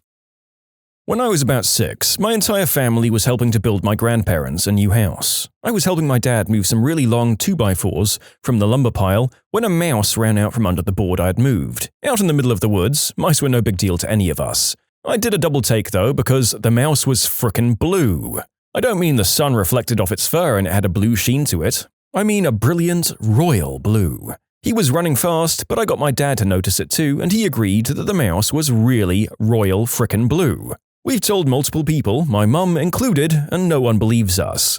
But we know what we saw. I slipped on icy stairs last winter, and I swear I saw my own butt crack as I fell. No one believes me. How did that go over? Hey Mom, guess what? I saw my own butt crack today. Maybe if you pulled your own head out of your butt, that wouldn't happen. When I was about 10 or 11, we were having a get-together at Grandma's house for the holidays. All of us cousins played all day, and when night fell, we played hide-and-seek, while the adults smoked and drank up by the house. We stayed on the back of the property just having a good time. I was hiding in between a bush and the property fence when I heard the strangest sound. It was almost a scream, both happy and miserable at the same time. I jumped up and kind of shouted. All my cousins heard it, and we all saw it too. It was an animal on 2 legs, and it ran off with really jerky motions. Being the oldest by about 3 years, I calmed down the crying little ones and explained as best as I could that it was just someone trying to scare us. I've had nightmares about that sound. In my mind, it sounds like a grotesque mimicry of our joyous screams and laughter as we played. None of my cousins today will admit to even remembering the incident, although the adults remembered the commotion it caused. I've seen the Dogman too. Holy crap, I came here to write about it and I saw your story. I was camping in Michigan's Upper Peninsula, at J.W. Wells State Park. It was late, around midnight. Us kids were in a giant tent, there were 9 of us. Adults drinking at the campfire. Suddenly, there were headlights shining into our camp. A ranger pulled up and rushed over to speak to the adults in whispered, frantic tones. Not 2 minutes later, our parents were scrambling to get us out of the tent. We all piled into the van, scared. My mum explains that there are a family of wolverines in the campground that are aggravated over something, so the rangers want everyone in the vehicles. We're giggling and screwing around in the van for an hour when we hear this bone-chilling cackle, like a scream. It was loud. We all shut right up and were staring at each other, and I'm wondering whether a wolverine really makes that sound when our tent we were just in was ripped apart. We watched as something collapsed it and was thrashing around for what seemed like forever. All we had was the light of the campfire, myself and my 2 cousins staring hard into the darkness behind the van, trying to make out this wolverine tearing up our canvas tent. It went still and my dad and drunk uncle ran to the tent's remains, beating it with sticks. They didn't find anything. No animal, no nothing. The scream came again as they were kicking through the remains from the woods behind the van. My uncle pointed his giant craftsman flashlight immediately in that direction, and something furry standing on 2 legs took off running, howling and screaming and cackling as it went, hooking its weird angled arms above its head. I saw the flashlight shine in its eyes, and that was no frickin' bear. We slept in our cars and left as soon as the sun was up. We left the shredded canvas tent behind, and my mum snapped a picture. I'll ask her for it next time I talk to her if anyone's interested. The ranger refunded our week plus the night we stayed and gave us a truck bed full of firewood. I think the adults knew it wasn't wolverines. When I was 5, I woke up from my sleep and saw a man sitting on the stairs watching me. I wasn't scared though. There was something tranquil about it. I just watched him and he watched me for what seemed like 10 minutes. Then all of a sudden, he was gone. A few days later, I found out my dad was killed in Europe. I live in Canada and my parents were separated. There's pictures of me with him when I was just born, but he left shortly after that. To this day, that's the only memory I have of my dad, a ghost watching over me. I don't believe in ghosts, but I know what I saw. I've never told anyone before except my mum. My mum used to see her dead sister standing at the end of her bed, watching her for years after she passed away. It was always peaceful and tranquil, she says. She liked seeing her. But then one night it just didn't feel right. My mom got scared and shouted for her to go away. She never came back after that.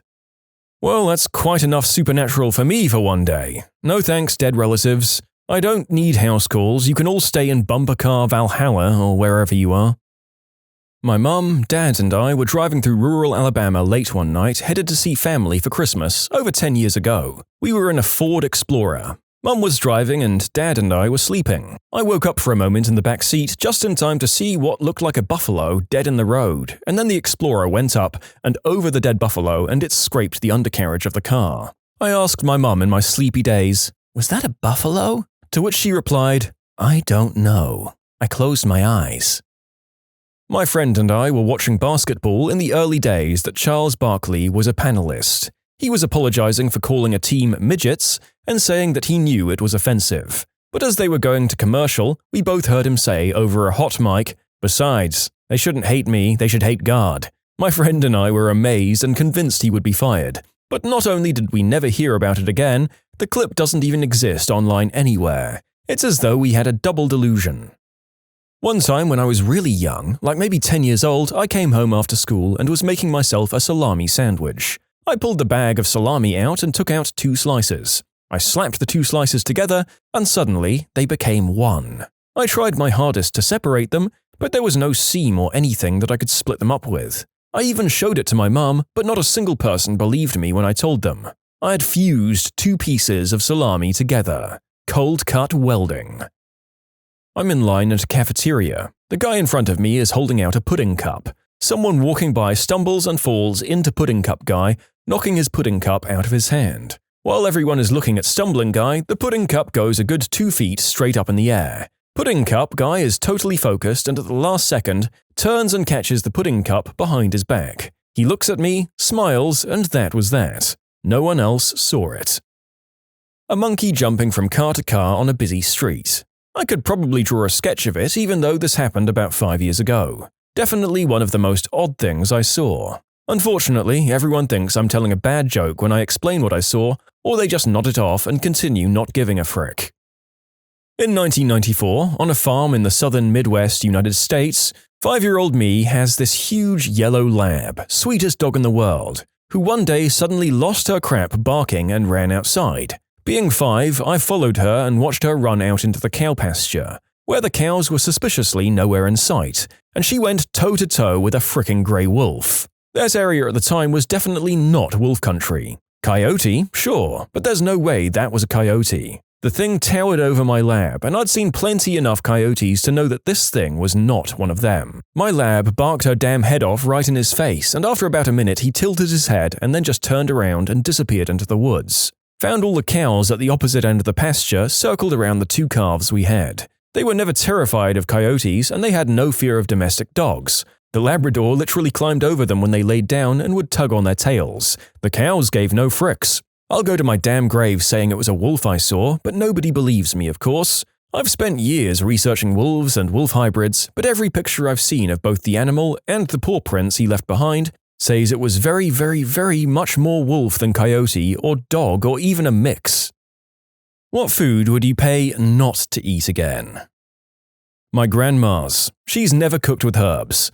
Salt and pepper were on the table, not added during cooking. Almost everything was boiled. I don't know why. She had cookbooks. She had a garden, and when the vegetables were ripe, she brought them to die a slow death in her pot. Mine was just the psych ward fruit cup. My least favorite food when I was at the mental institution was the unseasoned powdered scrambled eggs. How are you supposed to feel better when the food itself is that depressing? Was just thinking of this today, actually. My mum used to bake unseasoned chicken breasts with a slice of American cheese on top. That's it. That's the meal. My dad once served mustard chicken. Chicken breasts left bare save for a single line of yellow mustard down the middle. Then baked until dry. He's gotten pretty good at following recipes and even adapting them a bit for allergies. But on his own, tragic. My mother-in-law's Taco Tuesday. Unseasoned boiled ground beef, then put in a pasta strainer and washed to get rid of the grease. Lettuce, tomato, pre-shredded bag of cheese, and that's it. 1 taco each. I have not been back to dinner there since, which may have been her plan all along. My grandmother-in-law had a sign in her kitchen that said, "Spices equal love." So I guess she hated us. My mom's cooking. She overcooked everything, which is why I hated any kind of meat growing up. When it takes 46 chews for a piece of pot roast, it's bad. My parents did the same. I thought my uncle was a genius chef for a brief period when I was 16, and he actually made a juicy steak. Everything my parents made needed to be drowned in ketchup to be remotely edible. They've gotten better recently, thankfully. Ah yes, the old generational differences. Boil it until it's killed without a doubt and all the evil, sinful color has been taken away. That'll make the kids grow up thin and godly. Ramen with hot dogs. Friend's mum used to make it for us when we were there. She threw the sauce packet away and drained all water. It was like eating paste with a cut-up hot dog. That's so weird because for like 50 cents more you can have mac and cheese and hot dogs, which is a masterpiece of sketchy materials. That's why I think she was soulless. Like the food. I mean, why deny us the flavor packet? My high school cafeteria served 3 kinds of cheap pizza that you just microwave, and you knew the difference by the shape. Triangle pizza was a stuffed crust pizza. It was usually good for the crust, but it was a little greasy. Circle pizza was awesome as far as I was concerned. The pepperoni was diced and I could eat 4 of those things if they let me. But the square pizza tasted like sadness. Like the crushing reality of our impending adulthood. I recently found a pizza that tastes exactly like it. It costs 84 cents. It tasted like the feeling of a sad apartment with only a milk crate and a pillow for furniture. Boiled, unseasoned rutabaga. Tastes like 16th century serfdom, winter, and desperation. A friend of mine invited my partner and I over for dinner. We knew we were both originally from the South and had been living in the Midwest for many years. I can only assume she Googled Southern food recipes because she made us chicken and dumplings, which is a food we both enjoy. We sat down to eat and I asked for some pepper. She had to go get some out of her roommate's spice cabinet and brought the salt too. Because she didn't want to overseason the food, she just didn't put any in while cooking. She ate hers with no seasoning. We asked her later and she just never uses spices or salt when cooking. Wasn't a bad meal, it was a bad situation. I was 20 and stupid. I flew to Denver to meet my internet boyfriend. It was my first relationship and I was so excited. Long story short, I discovered he'd lied about many things and started to question him. And he dumped me. I was alone in a huge city I wasn't familiar with, heartbroken and scared, and hungry. So I went across the street to a family restaurant, only place with food within walking distance, and said, just one. I could tell the hostess felt bad for me. Ordered the most expensive thing on the menu, orange roughy, and my favorite dessert, bread pudding. I just couldn't enjoy it. I cried through it while all the families and couples stared at me. Tolerex, the hypoallergenic meal replacement formula that hospitals use for tube feeding patients. I've been getting most of my day's calories from this compost-adjacent slime smoothie for a few months now. I'm not quite ready to hurl it all out the window while screaming, mostly because I don't want to starve. But damn, there are days. Met a beautiful city boy who said he doesn't bring ladies home to meet his parents until it's official. Spent the summer in the garden and finally at harvest time he invited me home to meet his folks at a barbecue. I asked what I could bring, they said veggie sides. I brought some freshly picked corn, peas and carrots from the garden, hoping I could roast the corn on the grill and maybe maple glaze the carrots, gifting the unshelled peas to his mum. This Britia bee kicked me out of the kitchen to fetch the boys a beer, then boiled the lot of it to within an inch of its life. The batty woman scraped the corn off the cob and served a boiled corn-carrot-pea mash without salt and told everyone it was my contribution. Ouch. Okay, that sounds like actual sabotage. I had an upper GI test where I had to drink a radioactive smoothie which was like fruit-flavored and chalky and thick. I wasn't digesting it fast enough for the test, so they gave me a second one, which they wanted me to drink fast. I was having trouble doing that and it devolved to the doctor basically chanting, chug, chug, chug, while I cry-gagged the thing down. My friend's mum would make boiled noodles with watered-down ketchup as the marinara sauce. Even as a kid, I knew there was something seriously wrong with that combo.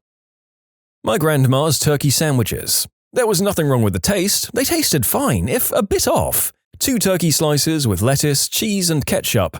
We'd always eat them when we visited them in Vegas, but we also always kept throwing up or felt sick the day after or at the airport. My mum and dad would chalk it up to eating a little bit too much candy because my mum would always get us some when we departed to keep us busy or to have a snack. But when I threw up by the pool with no candy chunks to speak of, like the rest of the time, my parents started to get a bit suspicious, so they asked her. she had been using expired turkeys. A bit of context. A long time ago, like a long time ago in a galaxy far, far away, my dad used to work at a deli, and the deli was holding a sale for turkeys. My dad bought 13 for a joke gift for my grandma on her birthday. Turns out she had been using these turkeys for the sandwiches for over 20 years. And one time at dinner, my dad said she had just run out in 2017, so yeah, no wonder me and my siblings kept throwing up. We even gave the occasion a name, the Sick Day in Vegas. My sister and her ex-boyfriend invited everyone over to see their apartment they got together. His aunt made some deviled eggs that consisted of relish, jalapeno, and fricking raisins, which she conveniently hid under everything. To add insult to injury, she somehow made them so runny that they practically squirted at you when you bit into one. I grabbed one thinking it was a regular deviled egg, and almost immediately it made me sick. I've never eaten another deviled egg since then. It's kind of a true running joke that when I make videos for this channel about people's medical conditions, I let people know if any or a lot of the stories are making me gag and causing me difficulty recording. Spoiler alert, most of the medical ones are. Weirdly enough, I would say the awful culinary monstrosities on display in this video are challenging my gag reflex and causing retakes even more regularly. Oh god, those eggs sound like crimes against nature. Truly devil's eggs.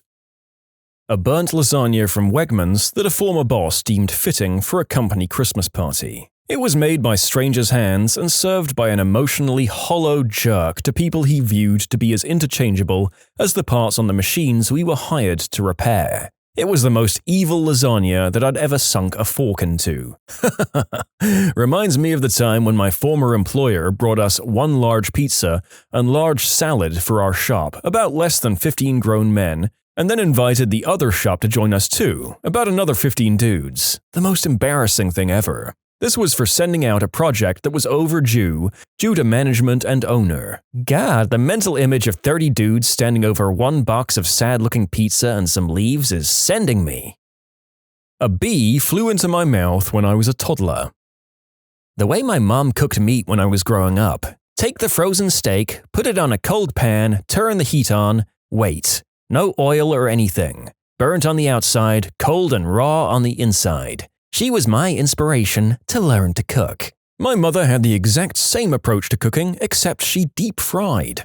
Everything was deep-fried, even pre-packaged food with instructions on how to cook it. My mother's entire focus in cooking was speed. Deep frying was fast, highest heat possible because it cooked faster, as she never wanted to do the work of cooking and hated having to. The irony has not been lost on me that she spent more time actively spending 5 minutes deep frying than she would have leaving many of these things in the oven for 20 minutes.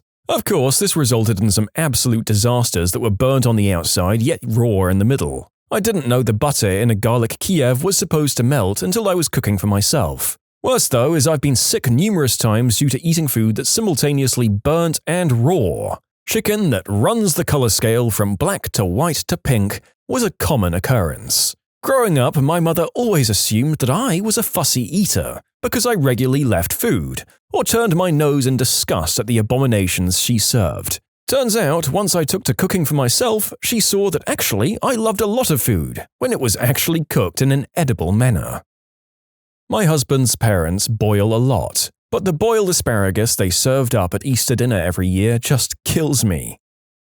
This potato salad my aunt served once. The taste is almost indescribable. The only thing I can compare it to is the taste of earwax, which I tried out of curiosity at 9 years old, don't judge me. It was bitter and saltless, and I didn't even use my fork that night because it had touched the disgusting potato slop. I didn't know potato salad could even be good until about 5 years later. Cold, plain oatmeal. I grew up in a Pennsylvania Dutch area. I love ham, potatoes, and green beans. My mother-in-law tried to make it for me. It was just processed ham cubes, potatoes, and frozen peas brought to boiling. No onion, salt, or pepper, nothing. You can submit your own stories to be featured here on the channel. The story submission link is in the description below. And if you want to listen to some vibey music in the background, check out easymode, also linked below, and subscribe. Mac and cheese without the cheese. It's like giving up on life when eating it. I'd used the cheese packet on something else and was hungry and just made the noodles. Last time I made that mistake. I was a broke college student at the time. I couldn't afford any of the additional ingredients everyone has listed to make it better. There was a time that I would take condiments from the cafeteria and put them on crackers, which I stole from the soup station in lieu of actual meals. It's a toss-up between Ina Garten's hummus recipe and a plate of red beans and rice I had at a, quote, Cajun place in Montana. Microwaved poached chicken. My mum would take bone-in chicken breasts and boil them in a glass bowl filled with water in the microwave. This grey meat would then be shredded and used for various recipes. She also nuked scrambled eggs, which made the house smell like a hobo died on a toilet. When I was in 7th grade, a friend invited me to her house. Her very waspy mum served lunch. Tuna sandwiches, my favourite. I took a nice big bite. Reader, they were olive sandwiches. Chopped up cans of black olives mixed with a ton of Miracle Whip. I couldn't figure out what to do with the salty, oily blob in my mouth. Thankfully, my friend went to the kitchen with her mum to get drinks and I spat it out onto a planter. I've never been able to eat olives since then. Was at a relative's house. She dumped chicken legs into a greased 9 by 13-inch pan and covered them with a 28-ounce can of tomatoes. Baked at 350 Fahrenheit for a long time. Chicken cacciatore, she said. No salt, nothing. 2 ingredients. Had a tightwad friend make dinner one night. It was plain rice with boiled chicken. No spices or flavor. It was plain chicken and plain rice. He didn't even put salt in the chicken water. Creamed chicken on toast. It was my parents' way of saying, we don't really want you kids. Chickpeas. Just rehydrated chickpeas. I was a student and had finals and didn't leave the flat, but I ran out of other food. In the morning, I ate a bowl of them that had soaked overnight, washed up, and then left the dinner chickpeas to soak. This was for a number of days. It was miserable and ruined them for me. Well, we all had our student meal routines, no matter how awful they were. Thinking back on mine makes me feel terrible. Porridge twice a day, with tuna pasta for lunch. I swear that eating bottom-shelf tinned tuna every day for 2 years must have given me some level of mercury poisoning. It's just unclear how much. Oh well. When I was a freshman in high school, our city would always do a pretty cheap program for the teenagers in town to keep us away from all the vacationing college kids during spring break. We were a pretty popular destination. Free food, drink, carnival rides, games, prizes, and what have you for the whole day. One day I happened to be wandering around the stage area when they called for anyone who hadn't eaten lunch that day yet. I hadn't, so I raised my hand and got called up. It was me and some girl maybe 2 or 3 years older, and they pull out a plate for us.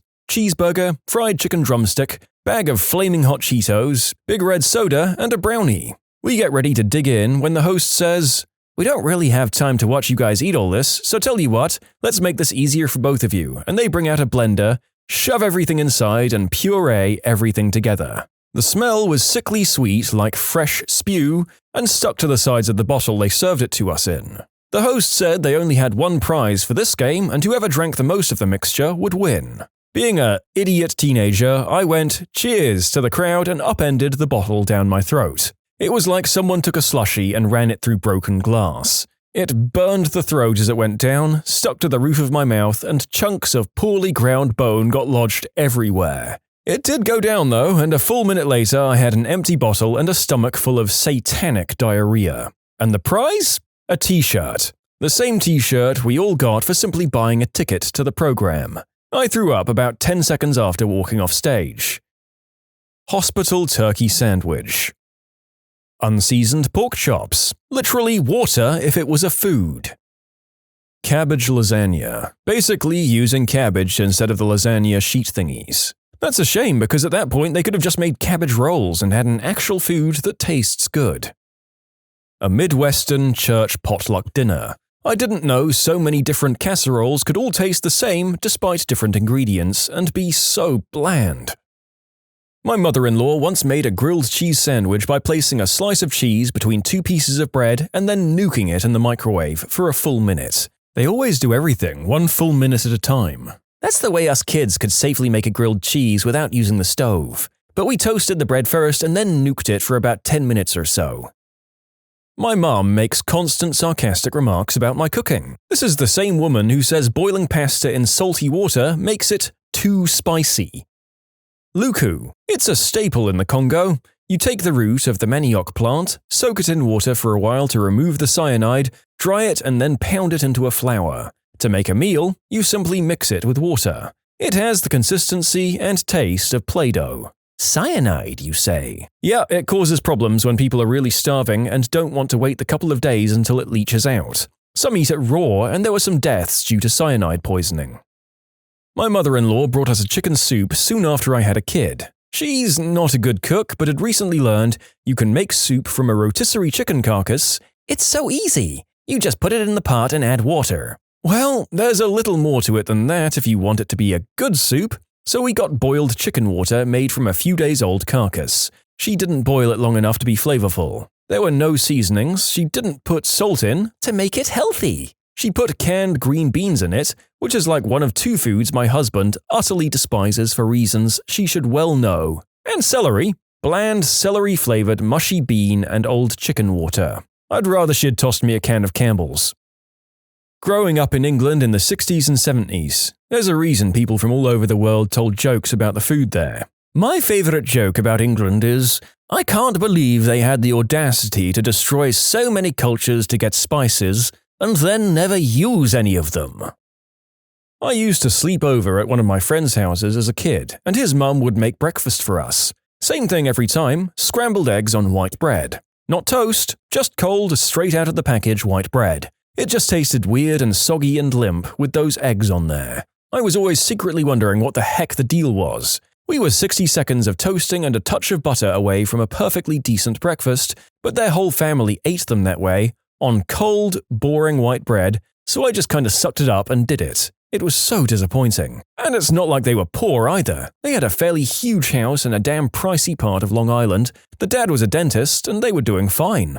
Just didn't like toasting things, I guess. Growing up, we had this square Tupperware thing for transporting sandwiches in. I learned if you cracked 2 eggs in that, some salt and pepper and mixed it up and microwaved it, it'd like poof up a bit and cook, and make this perfect sandwich-sized egg to put on the white bread. That, plus a slice of cheese and mayo on 2 slices of white bread, were had quite often. My pop saw me eating one day and was like, "That's gotta be nasty, right?" So I offered him a bit. He liked it so much he had me make him one.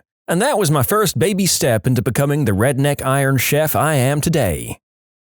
Thank you for your service, redneck Iron Chef. May you make Guy Fieri forever proud. Also, no thank you. Sincerely, the food snob narrator. A cheese quesadilla that was just a tortilla folded in half with a sprinkling of shredded mozzarella cheese inside, served with a leaf of lettuce and 1/3 fat sour cream. For dessert was a blueberry bagel with mayonnaise. That particular college roommate was banned from making dinner ever again. Some more details, as I wasn't expecting all the responses I'm getting. The tortilla was a processed, generic disc of preservative-laden flour, acquired by another roommate from some bottom grocery store shelf, with a handful of flavorless Kraft mozzarella cheese. Literally just folded in half, not heated or anything. There were 4 of us living in that apartment, and the roommate responsible had never prepared food in her life. Which was understandable, but she kept arguing with the rest of us that she didn't need cooking lessons, and so she was no longer allowed to feed us her culinary concoctions. That mayo on bagel sounds like a hate crime, and I can't stop laughing. Decided to get in better shape. I'm already in okay shape, but I just needed better. Grilled chicken, white rice, and cucumber was my meal of choice for 3 months straight, apart from snacks, breakfast, and pasta for lunch. Twice a day. At the end, I could not physically take a bite out of chicken and got myself a greasy burger. My weight-obsessed grandma once gave me, when I was 7 to 8, what she said was going to be Parmesan chicken, but turned out to be a piece of chicken with a sliver of Parmesan about 3 centimeters across. It wasn't even food, it was a passive-aggressive statement about my weight. It did later turn out she'd also tried to get me and my brother to eat Stackers, basically crystal that makes you not hungry, because she thought we were fat, which we weren't. We're both fine now, this was about 10 to 15 years ago, and we're now living a healthy life. That or the first time I tried to make my own food. I ate pasta. Literally just pasta. Probably a cheap supermarket sausage roll. Tasteless pastry, tasteless sausage with low meat content. Your thoughts instantly flit to lunch lady Doris grinding up gym mats. Weight Watchers and Slimming World recipes, all based on fricking chopped tomatoes and stock. Who'd have thought seasoning had so many gosh darn calories? Boiled broccoli without any spices. No wonder so many people hate it. You just boil the taste out of it. Add salt at least, it's not that hard. This is coming from someone who likes broccoli. As a kid, I ate grass that tasted better than boiled broccoli. I was a weird kid. To be honest, as I'm writing this, I kinda want to eat some grass right now. I had an ex whose mum made meatloaf with the following ingredients: ground beef, breadcrumbs. There was no ketchup on top, no seasonings of any kind used. I swear it was like something that I imagine them feeding to prisoners in the hole or something. I lost my McRib virginity recently. Realized it's no different from a frozen rib sandwich from a vending machine. When did you realize that you were hanging out with the wrong crowd? I had a buddy in high school that told me he had thrown a party at an empty rental property and had left some stuff there the night before. He asked me to help him retrieve it so that they wouldn't get busted. We got over to the house and he goes into the backyard. He slides one of the side windows open and climbs in. After a few minutes of rummaging around, he starts handing me things through the window. A radio, DVD player, some DVDs, among other things. At that moment, it dawned on me we were robbing this place.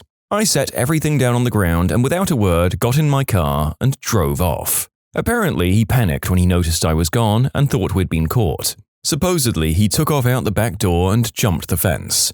He knew I wasn't into that kind of stuff, so he never really gave me any crap for that. Prior to this, there were some warning signs about his lifestyle. I had an old, small pickup truck with a sliding back window. He taught me how to jimmy it open with a screwdriver and use the antenna to fish my keys out when I locked them in there. Saved my butt on more than one occasion.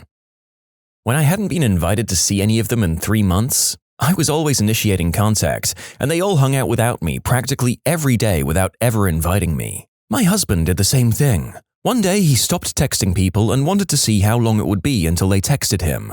The answer was never. This hits home for me. I'm going through the very same thing right now with a group that I've been pretty close with for years. All of a sudden, I see things pop up on Facebook about the hangouts and stuff that they're having, and different things that they're all doing together. Everyone is linked but me. I even made it a point to mention it to the guy that usually organizes everything that I would like to be included in next time. 2 days later, and they were all out having dinner for one of the guy's birthdays. No invite. That stuff hurts. The same guy that organizes everything will just send texts just to say hi to me, but nothing ever comes of it if I try to get something set up to chill. I don't think I'm very far from dropping it entirely. No one wants to be the guy that feels like he has to beg just to hang out. They didn't like one guy they used to hang out with, so they peed in his soda one after the other. When I fully realized I was hanging around with a group of people that didn't just identify with vampires or romanticize vampires, but actually believed they were vampires. In my day, it was girls who dressed like Stevie Nicks and thought they might be a witch. Oh, we had plenty of those too. One in particular stopped speaking to me after she insisted she could control fire with her mind, and I helpfully pointed out how her mystical gestures were creating a draft. Look, as someone who was in the drama class club at school, I may or may not have been involved with some of these people, short and long term. It's generally okay as long as you talk to them one at a time and not in a group when they start to get really into it together. When I was at school, I hung around with 2 guys who, in hindsight, were real buttholes. They always got me into trouble, and I never made any effort to stop them or actually see the light, so to speak. More fool me. Anyway, there was this other guy, who I'll call Jeff, and we picked on him a bit. For anything, really. His hair, shoes, whatever. Fast forward a few months, and I'm sitting in a music class. I'd fallen out of grace with the 2 friends I used to spend most of my time with, and the tables had turned. They were throwing crap at me in class, calling me names, threatening to fight me, among other things, the usual stuff. Some might say this was karma, and now I certainly agree. And then, the most unexpected thing happens. Jeff turns around to these absolute nonces and says to them, "Why the frick don't you just leave him alone?" As you can imagine, I was completely taken by surprise. So much that after the class, I pulled him to one side and asked him why he stuck up for me. He basically said that he didn't like people being singled out and isolated from others for no reason, even though this was exactly what I did to him. He became my best friend after that and has stayed as much for the past 12 or so years. I like to think he also helped make me a better person by setting this example. We don't live so close anymore, but recently I got a house with a spare room, so I think a visit is on the cards. When my friend, whose butt I was injecting roids into, called me to threaten me because he was paranoid that I'd told the cops he was dealing substances, I stopped talking to that whole crowd afterwards. Mine failed to pay rent because they spent it all on substances. I had one roomie that couldn't pay rent because she spent it all on substances as well. She pawned a bunch of my stuff, games, CDs, jewelry, while I was at work and gave that money to me to pay rent. After reading through these others, my story of disagreeing with one friend and getting isolated by the rest of the group feels sort of lame. They kept talking crap about people, not just people we knew, but strangers that walked past in the street as well. I just realized at one point that I didn't give a crap if someone was wearing an ugly scarf or whatever it was that really bothered them at that moment. When they Drano-bombed the house of a girl on the spectrum, I didn't go and there was no serious damage to the house, but police got involved and there were huge consequences. This was in middle school and the poor girl was scared and humiliated, didn't come back to school for weeks. After that, I looked at who I was hanging out with and decided to seek better friends. I'm just glad I didn't take part in it. It was 15 years ago and I'd still feel guilty about it. Two friends in high school that I once spent a lot of time with started trespassing on a property in town where the owners were away for months at a time. Finally, they broke in and started going all through this furnished home, taking stuff and just using it for fun. When they told me what they were doing, I distanced myself from both of them, and was glad to do so.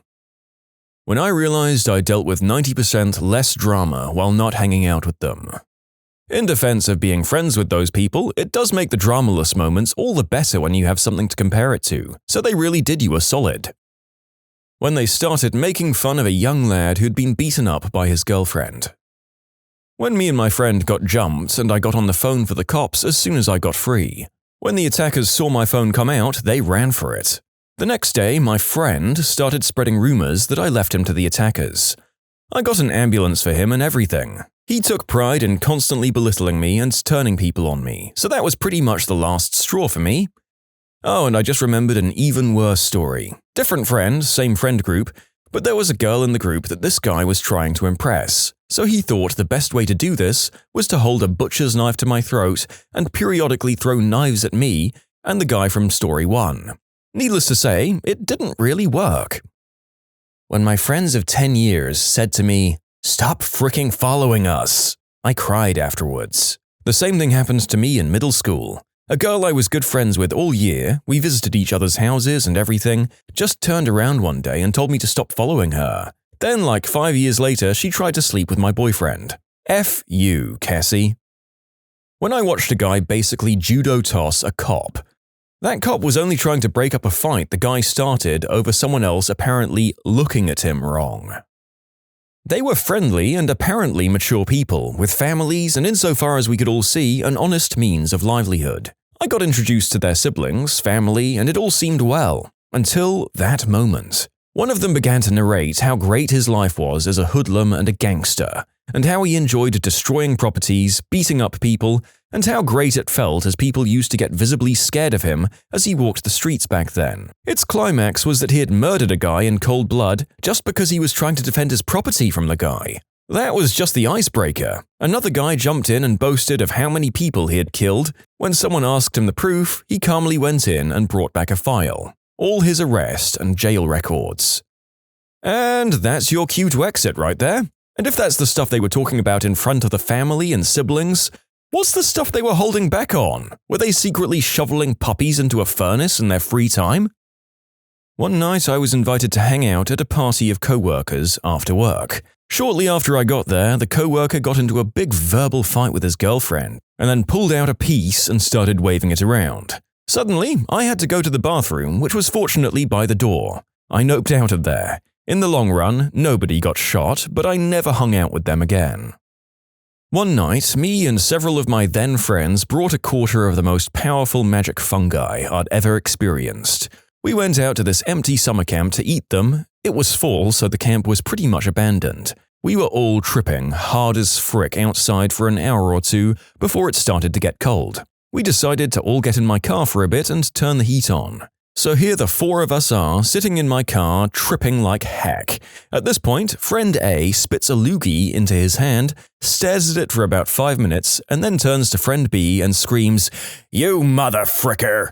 snatches the keys out of my ignition and runs into the woods. And that was the last time we saw friend A that evening. For the sake of brevity, I'm going to fast forward through the part about us having no idea what happened to him, starting a search party, friend A's father coming to the camp and taking my license plate number, me having to break into my parents' house at 2 a.m. to steal their copy of my car keys. I got the car in high school, they still had theirs. We finally got the car out of the woods and back to my place and part ways. When I woke up that morning, I found out the police had taken my car while I slept. It turns out that when friend A hocked up that loogie, he thought it was splooge. He then turned to friend B sitting next to him and assumed that friend B had made him suck his eggplant. He took my keys and ran into the woods. Called his parents and told him what he'd just done to friend B. They took him to the hospital and called the police. When they ran tests on the loogie and found out it wasn't what he thought it was, nothing actually happened. The police dropped everything, but not before luminol and blacklighting my whole car. Talked to a friend whose father was working in the hospital that night, and it turns out friend A had armed police officers outside his hospital room because he was convinced that friend B was going to come back and make him finish the job. There's so much more to the story that I left out to avoid creating a wall of text. Apparently, friend A still to this day believes that he did that, despite mountains of evidence to the contrary, and gets really defensive when you tell him it didn't happen. It's like an integral part of his identity now. You can submit your own stories to be featured here on the channel. The story submission link is in the description below. And if you want to listen to some vibey music in the background, check out easymode, also linked below, and subscribe. When I noticed that saying really intimate and personal things made me feel vulnerable and foolish and didn't get much of a response from my friends.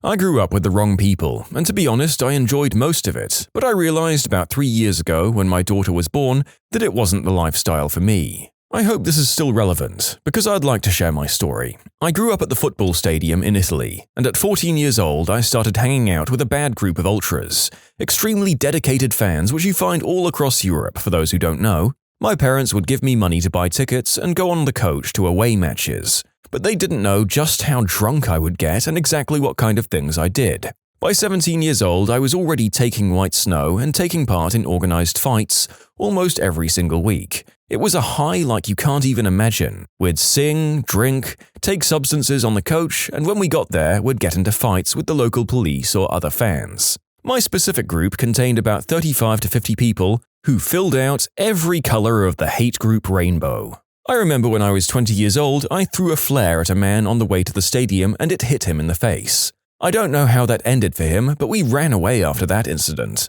I was arrested 4 times in total, and I was given 6-month bans from all stadiums in Italy on 2 occasions. Anyway, when I was 24, my girlfriend remained pregnant, and I still didn't stop going, even though she asked me to. I finally realized what I was doing wasn't fair for her, when maybe around 1 month before she gave birth, I was almost arrested again with my friend, and he was carrying a knife with him. After that, I stopped going. I still watched my team on TV, but I haven't been to the stadium since then, even though some of my friends still text me and call me to go with them, even just to see the match. I know most of them are still involved in that stuff. I'm 27 now, and I have a 3-year-old daughter who I hope never finds out about the stuff her dad used to be into. When I was approached about joining them for lines of white snow in the 7th grade. Oh my god, what kind of 7th grader can even afford that? I mean, I'm half joking, but half not. When I was in a room full of people and I felt completely isolated and alone for some reason. When I was being arrested and I watched my friend drive off in my car. We were cashing washed checks and I caught up inside the bank. As the police officer was walking me outside, I saw my friend driving away. Not that I expected her to get out and incriminate herself, but it was definitely a moment of realization. Seeing the car leave the parking lot while the cuffs were being put on was powerful. None of them put money on my books, I only got a couple of visits. After all that loyalty and no snitching crap, they forgot about me. When I got out of jail, they couldn't even pick me up because they, my crew, had been using my car the whole time for who knows what, and nobody wanted to put gas in it. In the end, it was the best thing that ever happened to me. Most of the old group is in jail, homeless, or worse. I've since moved on to become quite successful after breaking my connection with those idiots. I saw one of the main ones of our stupid operation at the homeless shelter about 2 or 3 months ago. I believe I received lessons I needed from that group and then got arrested at the right time to avoid the sharp downfall that everyone else went through. There was this girl in school that I had a crush on. I asked her if she wanted to go out with me, but she said no. She ended up dating this other guy who was a complete turd and pushed me around. A few years later, she ended up marrying the guy. I was so frustrated and ended up joining this gang, basically, that really hated the guy she married. So I thought, the enemy of my enemy is my friend. A little while later, though, the leader went completely berserk and broke into their house and killed both of them. Their son actually survived, though. I still haven't left that gang yet, but I'm going to soon. I just want to make sure their kid is safe. I've been able to keep an eye on him because he goes to this school for wizards that I teach potions at. You're in witness protection, Harry. Well, folks, he got me. I was officially in rapt fascination and formulating a completely different line of commentary right up until the last line of that story. Damn you, author, and thank you for making me laugh.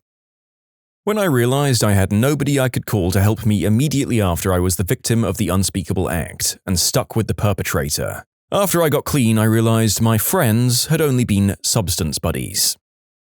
When they laughed at me for attending university while they were smoking their doobies and waving beer bottles. Skateboarding would be such a cool hobby if the people doing it weren't such a bunch of losers. That's my experience with it anyway. When I moved because of a job, I didn't know, and still don't, know anyone here. I found an awesome cement park, but when I try to make small talk and they find out that I work in IT and have a career and stability, they act like I'm the epitome of a cop-loving, fun-hating corporate sellout. I like to party and have fun, but I also like not being homeless and starving, and I really like the appeal of a 6-figure salary in my future. Where are you at? I'll skate with you.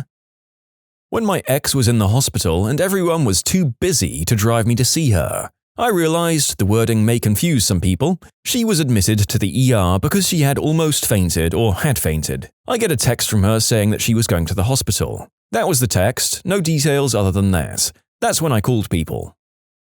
There was a tight-knit group of people I'd started hanging out with in high school. We started hanging out outside of school when they invited me to, what turned out to be a mass makeout session. It was this weird kissing menage with people swapping partners and kissing in groups. None of them were dating each other. They acted like it was the most natural thing. Oh, you have to go? That's a shame. Everyone give him a goodbye kiss. When I saw my friend chase after someone with a pocket knife in his hand. I'd known Juan ever since I was in kindergarten, and we were really close growing up. We had sleepovers pretty much every weekend, and he joined me for my family camping trips every summer. I was an only child and he was like a brother to me. Then a bunch of us were transferred out of our grade school by our parents to the 6th grade because they were unhappy with the admin and felt we could learn better elsewhere. Even though I lived on the south side of Chicago, I ended up in a school on the north side with another friend of mine, Manny, while Juan ended up going to a school closer to his house. Juan and I still hung out sometimes, but we started drifting apart more and more. I could tell his new school was changing him, and by 8th grade he was part of a local crew. At the time, I was really into graffiti and rap, so even though things were changing, we still found out we had things in common. The last time I saw him, I was at his graduation party. After the whole family thing was over, we were hanging out with some of his friends from the neighborhood to smoke some green herb. Then Juan and I decided to go for a walk. I had a backpack full of spray paint, so we went up to the train tracks by his house to hit up some trains and walls. I put up my name and he put up his gang's tags. As we were bombing this one wall, we hear a voice from below. There's this guy yelling up at us. I don't remember what he said, but it drove Juan crazy. I'd never seen him like this before. He was like a completely different person. He started running after this guy, and out of instinct, I just followed him.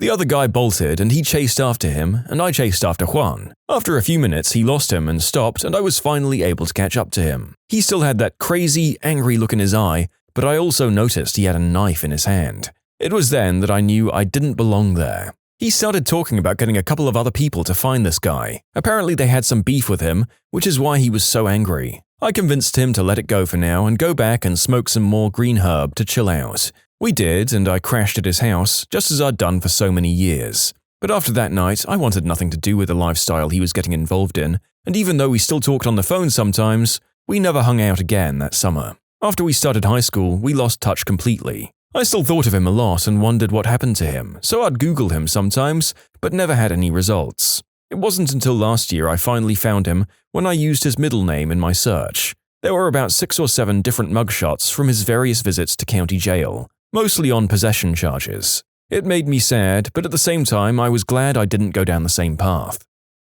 I hung out with the wrong crowd during my freshman year in college, mainly because we were from the same high school. All they ever cared about was talking about other people behind their backs. It was a bad breakup to say the least, but I was happy with the friends I eventually got in the succeeding years. Honestly, reading all this stuff, I figured out I am that friend. I mean, I'm not going to throw a Drano bomb into an autistic girl's house, but I'm that friend that just gives out green herb to friends, and I only promote laziness and lethargy. I don't grow, and I influence them to not grow either. Thank you for making this post. I need to do some thinking on my life. What did you find out about someone that changed the way you looked at them?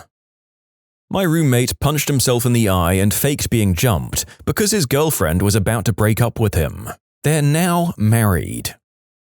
My cousin was adopted when she was a baby. This is a family secret as everyone in the family but her knows. I've known since I was 5. What really sucks is that she already had a suspicion and when she was 16 asked her mother, my aunt, and was told straight up that she wasn't adopted. The reason why she was suspicious? 1. A great uncle came to my grandfather's funeral and when he shook hands with my cousin he said to her face, "Oh, this is the girl that, my aunt's name, adopted." 2. She learned about blood types in biology class and her blood type couldn't have matched with her parents. 3. She's technically of different ethnicity than us and it's pretty obvious. Another thing that really sucks is that my aunt has a lot of small business investments, but she lamented to my dad that she didn't want to give any to my cousin in her will. She wanted all of them to go to her brother, her biological son, and she thought sending my cousin to university was already more than enough. Now my cousin is very detached from the whole family, immediate and extended, and somehow everyone thinks something is wrong with her. I've told my parents that I thought it would be best for her to just know she's adopted, but my parents wouldn't meddle in my aunt's family business. It's a cultural thing. My father admitted that he pressured my mother into a termination before my brother and I were born. It was a huge wake-up call that kept me from going down a pretty crappy road with a guy I worked with, but I'll never forget the look on his face when he admitted that to me, and I will never tell her that I know. I found out my grandpa used to sew big pockets into the inside of his jackets so he could more effectively shoplift. I witnessed a friend secretly trying to suck his own eggplant. He was successful, forever unsure whether to give kudos or not. Good lord, I don't know why he decided to do that secretly with his friend presumably in close proximity, or maybe that's what he needed, the risk of being caught. I guess congratulations? With a big old tangible question mark at the end. I know a guy I grew up with who was hit all the time by his on and off alcoholic lumberjack father. One day the dad died from some heart failure or whatnot, and when the cause of death report came out, it claimed he had been conscious after the incident had happened, before he had died. My friend had told the police he hadn't been home but had biked to a friend's house to see if he wanted to go play basketball. I found out later, at a party where we were drunk, when I asked him how it had been to come home to a dead dad, that he had been at home all the time and had heard his dad scream and gasp in pain and fall over, but that he had just stood there, first empty, then smiling as his dad withered in pain and slowly expired into unconsciousness and died. Then, when my friend was certain that his dad wasn't waking up again, he called 911. Don't hit your kids and expect them to come through for you. I found out my dad had won the lottery. He won around 250 grand and has never told me or my brothers. It took some digging to find, so I never told anyone, because I figure if he hasn't told his family, then he doesn't want anyone to know. I mean, honestly, good move on his part. People come out of the woodwork for that stuff, even if it isn't a lot of money. And anything you give them as a gift when you win is never enough. Best friend, mid-30s, visits his parents and relatives late on Christmas Eve 2014, and quietly comes in late through the rear of the house carrying gifts. His extended family are in the living room discussing how it's surreal that he doesn't know his aunt and uncle are his real parents, and his parents are his aunt and uncle. Turns out at 17 they had him while dating in high school, and gave him up to the older childless married aunt and uncle who had been trying to conceive for many years. The stress of trying to have a child gone, the adoptive parents then had 3 kids in 4 years. His cousins. His real parents married a few years after his adoption and went on to have 3 children, his biological siblings. To this day, everyone thinks he doesn't know, and he's never let them on to the fact that he does. He has no hard feelings, but it was a shocker. When my cousin was 5 or 6, he wasn't part of our family yet. My uncle met his mum and they fell in love and moved in with each other. My cousin was still with his dad and my uncle and aunt were trying to get custody, but her ex was a very wealthy man. Apparently, he was a terrible father and was doing some pretty awful things to my cousin, but it was hard to prove and her ex had some really good lawyers. My uncle was not a rich man, but they needed money for a lawyer and a special therapist for my cousin so they could win the case. He robbed his workplace for the cash to pay all the fees needed to get my cousin away from his dad. My uncle's work found out and had him arrested. He had to go to jail for 2 years. He told my family and everyone that he got a job abroad and had to leave for a few years so that he could pay for my cousin's lawyer. Everyone in my family still thinks that he went abroad to make extra cash. Only me and his wife know that he was in jail. My cousin is a very successful, well-adjusted, happy man now. He doesn't really remember anything about living with his dad. My uncle says he'd do it again 1,000 times if it meant my cousin grew up safe. I used to work overnight security a couple of years ago. My partner, we'll call him Bill, was struggling with some stuff left over from the Iraq War. So we spent a lot of time getting to know each other better. Eventually, I was promoted up to supervisor, then assistant director of security. One night, the guy who had replaced me on overnights called to complain about Bill coming in 3 hours late and drunk off his butt. I knew the guy wasn't good at keeping his lips sealed, and if I didn't say something to my boss right away, then he would. So I called my boss, who usually shows up right after overnight leaves, and told him what was going on. My boss was also an Iraq veteran, and he knew about the struggles Bill was having and how close the two of us had become, so I felt it would be better coming from my lips. My boss came in early, caught Bill red-handed, and suspended him for a week. I'm instructed that when he gets back to schedule him for day shifts so he can be supervised. We kept the whole thing hush-hush and assumed he would improve once he was on day shifts. So I do exactly that. Bill was elated to be working with me again and with our other buddies during the day. We were like one big family, kind of. I really miss that place sometimes. He got better at his job, started sleeping regularly, and stopped drinking. Bill told me he was back on days because he wanted to be. He was tired of overnights. He never told me about the drinking, and I never told him I knew. We both kept that secret until he decided he didn't want to be alive anymore, and ended things a few months ago. Rest in peace, Bill. You're missed. When he made that fateful decision, no one knew anything was wrong. It was a normal day with the usual jokes and whatnot. 60 people from his tribe, he was a Native American, came to town to bring him home. It was a rough time for everyone. If you're thinking of doing something like that, please reach out. Thinking of those around you. Please. Damn. Posting this really stirred up all those emotions again. Wow, that's really sad. Bill was clearly going through more than anyone should ever have to deal with, and I'm glad that working with the author gave him some semblance of happiness during his working days. Seek help if you're able, people. It's so damn hard to reach out, but if you're basically a good guy with some demons, there are people who can help you fight them, and others who'll miss you if you go. One day, while looking through Flickr, I came across some exposed pictures of my coworker. She has a lot of photo albums on her account. It turns out she and her husband are swingers. I work with her on a daily basis. I'd never tell her I've seen them. I recently discovered that my coworker's girlfriend got him off with a burrito and then forced him to eat it. But that's his business, and our coworkers can be brutal, especially towards him as he does come off as a bit strange, so there's no need to make things worse for him. I'll never tell my family I know that I was a twin. One of my grandmothers got drunk at Christmas and started to talk about it one year when I was a kid. Part of me wants to say she was wrong, but the look of horror in some families' faces before they had me leave to play with cousins always made it stick out. It would explain the lack of baby pictures and why I was baptized really early, like a few days old. I don't know what happened to my twin. When I first got married, my sister-in-law was living with us. One day while she was at work, she called and asked that I email her something from the desktop. This was prior to texting and email on phones being so prevalent. I used her laptop and her Outlook to send the attachment. I checked the sent items to make sure it went through with the attachment and found an email she had sent to someone else of a bunch of pictures of her with lit candles shoved up her behind. I never said anything, but had to start hiding all of our stick candles in fear that she'd desecrate my Yankees.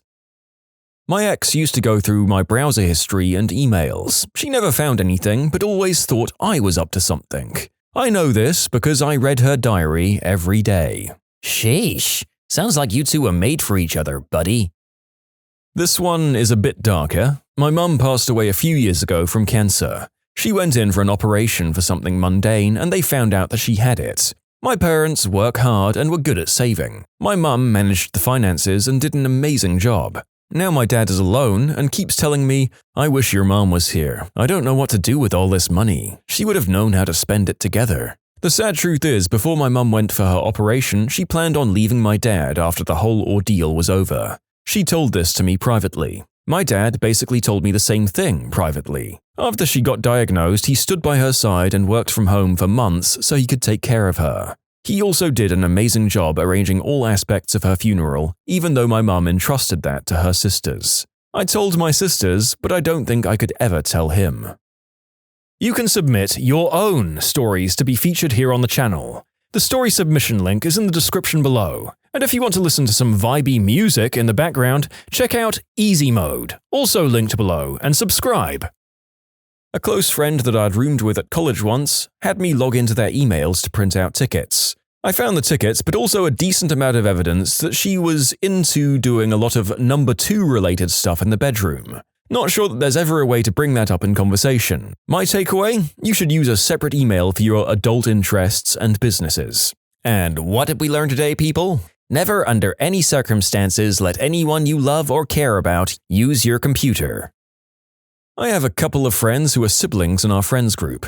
Myself and 2 others were in a Skype call with one sister while the older one was at work. We essentially heard the younger one admit that she was going to self-delete that day. We'd figured she was depressed and tried to help her the best we could. The 3 of us and a couple of parents ended up at her dad's house and found her in a pretty bad way in the bathtub and out cold. I slapped a tourniquet on and used towels to try and stop the bleeding while a parent called an ambulance. The responding paramedic said that even though she didn't do the job very well, she still would have died if we hadn't shown up to stop the bleeding. Her older sister doesn't know due to her parents' request, and it's a closely kept secret in the group.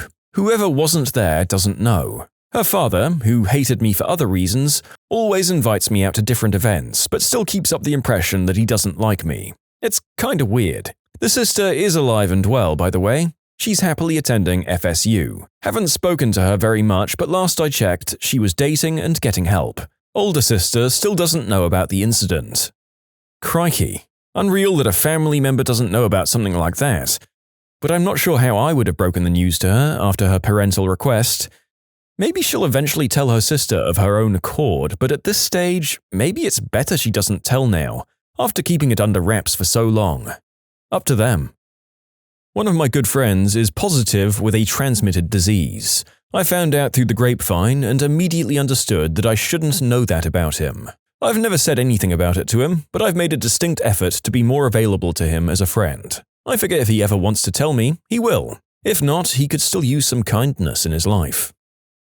A bummy kid we had to gently eject from a gallery opening spent his exit begging for a few bucks, offering to suck anyone's eggplant for $10. It was an odd moment anyway, capped by an odd, sad offer. Later I went out on the fire escape for a smoke. In the alley below was a straight acquaintance, like square straight, married with kids and a boring career, leaning against the wall, bum guy's head bobbing against his crotch, getting a $10 beige from a sketchy hobo. My first instinct was to make some noise, my second was, I just don't want to be involved in this, and of course, upon re-entering the party, the acquaintance's wife was the first gosh darn person who spoke to me. Hey, have you seen Bob? Is he out sneaking a smoke? It was a weird moment. I've said nothing for a decade. When my brother came to visit for the holidays, he left his iPad on the counter and had Reddit up. I saw his username and that he had a ton of post-karma and went back to my computer and looked him up. Cuck content. Most of him and his ex-wife. Some with his new fiancée. It was pretty traumatizing. I teach improv and found out that one of my students is a former senator who had to give up his seat due to allegations of cheating on his wife with younger women. It's so weird because he's such a nice guy and I've met his family. When I say younger, I didn't mean under 18, just 20 years younger than him, and he's 40-something. I know that my cousin was the victim of the unspeakable act in her apartment in her sophomore year of college, and that her roommate arranged it as some form of sick revenge for dating one of her exes. It's led to her becoming a danger to herself in the past, and she went from a vivacious, outgoing, bubbly woman to one who barely goes anywhere besides work. I know because my grandmother remembers stories and information freakishly well, but not that she's supposed to keep some of these things secret. Classic case of finding out what kind of adult content someone is into watching. On New Year's Eve, my mum's friend asked me to connect her phone to the Bluetooth in her car. It takes about 5 seconds and one button to do, so I agree to help. She unlocks her phone, gives me the keys, and I got into the car. Phone is connected and I want to test out the speakers and crank the volume up. I opened Google Chrome to play some music and I'm greeted by a very adult video that indicated my friend was into some very specific stuff. I noticed she had 45 tabs open. Curious if she had an impressive 45 such adult videos open, I looked at the other tabs. One was a video where a girl was vacuum sealing plastic wrap onto her hoo-ha. There were also some of women doing the deed with things that decidedly weren't other human men. I had quite enough of that and put some music on. Speakers were good, got pretty loud with decent bass. A buddy of mine had complete control of his parents' finances because his mum will not fricking stop sending email scams her money. She's told that each one of them were scams. It doesn't matter what it is, it's a scam. She's been told how to behave to keep herself safe from it, like, oh my god, your son is arrested and need X, Y, and Z information. Oh, so what's my son's name? What's my name? What jail or prison are they in? And there's nothing wrong with her, my buddy just says she's gullible. He doesn't get it. It's causing him so much stress. My dad cheated on his wife with my mum. They still weren't divorced when he started seeing my mum. Even Ma doesn't know. A manager in my office handed me her phone to look at a picture and got distracted talking to someone else. A text came in from a woman who talked quite graphically about what she had done to this manager the night before. I handed the phone back and pretended not to have seen the text. I didn't have a clue she was gay. And hopefully you respected her privacy completely and took that particular knowledge with you to the end of either of your services with that particular company. And good on you if you did. That my grandmother was secretly a spendthrift and victim of fraud. Both of my grandparents passed away recently. My grandfather had been in poor health for the last several years of his life. My grandmother was his caretaker and she herself was in relatively good health. It was quite a shock when my father and I found her dead in the garage from a massive heart attack. My grandfather, heartbroken and confused, died 3 months later. When we started to go through their belongings to settle the estate, we found tons of worthless things that she'd spent their money on. Now, my grandmother loved to shop, but we had no idea her addiction ran this deep. In addition to the myriads of junk, we found hundreds of letters from people who had scammed her into giving them money. The kinds of scams where they'll send you $10,000 if you send them a check for $1,000. I can remember just sitting down at the kitchen table with unsent letters she had written to people, asking them where her checks were and why they'd lied to her. It was heart-wrenching. So her spending addiction of worthless trinkets and thousands of dollars spent on get-rich-quick schemes basically bankrupted them and we knew nothing about it. We never even suspected it because she was vice president of a bank for 42 years. She was always good with money. I always thought those Ponzi schemes and deposed royalty email kinds of things were loads of crap. Who could fall for them? Well, now I knew who they targeted and why they were so successful. Everything's been settled now, but it was a really tough year for my dad. In short, grandparents died, discovered my grandmother had spent all of her money on worthless trinkets and had been victim to internet money fraud. My sister's boyfriend, while a great guy now, was a troubled youth. He grew up with his grandparents, as his dad was in prison and his mum is unreliable. Substance use. Once he was a teenager, he was so angry at his grandfather for some reason, so he used his toothbrush to clean the toilet. Funny, right? His grandfather contracted a bacterial infection so bad that he ended up losing all of his teeth and now wears dentures. I'll never bring this up to him because he's genuinely a changed person. I knew him when he was in high school and he's nothing like the person he used to be. One of those sidebar ads for adult content used a picture of one of my friends. Co-worker had really off behavior, had a spot out by the dumpster that he'd do his various substances at, constantly tried showing me pictures of his pet snake, feeding on rats. He'd stop and stare at the young female customers and make weird remarks about them. I did a little bit of internet sleuthing and opened a whole can of worms of awful things that he had done and been convicted for. His new address was a city away from his old address. On a hunch, I made a call to the local parole officer, and yep, he hadn't registered in a year. His PO rolled him up and sent him back to jail a week later. I never told anyone how his PO had found him. It wasn't easy to turn him in. I felt like a snitch while I was creeping on the guy and hesitated a few days. The final straw was learning that he lived in a house at the end of a dirt road with a new old lady who had, you guessed it, a young daughter.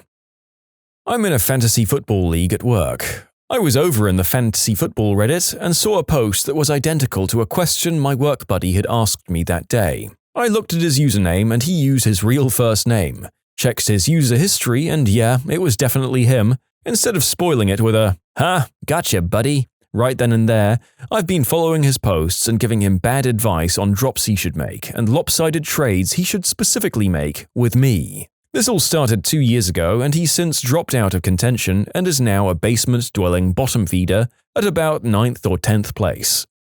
When did a wacky or specific law win a court case?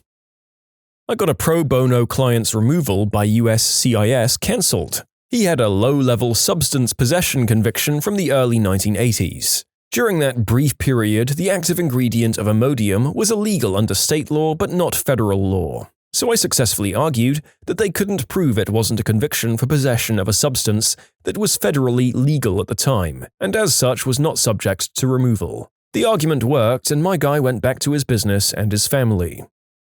I had a case where a guy was charged for running a red light. The thing is, he'd been sitting at the lights for 5 minutes and it hadn't changed. The wording of the specific section under which he was charged related to stop signs and traffic lights and referred to them as traffic regulation devices. I successfully argued that as the traffic light wasn't changing, it wasn't regulating traffic, and he got off. I couldn't believe it when the judge ruled in my favor. Neither could the police prosecutor. I did some research for this case when I was a law student, Jolie vs. Palacier, 1999. Some background, this was at a time when the Ontario Court of Appeal had held that, if there were any factual matters in dispute, a case could not be dismissed on summary judgment. That's not the case today.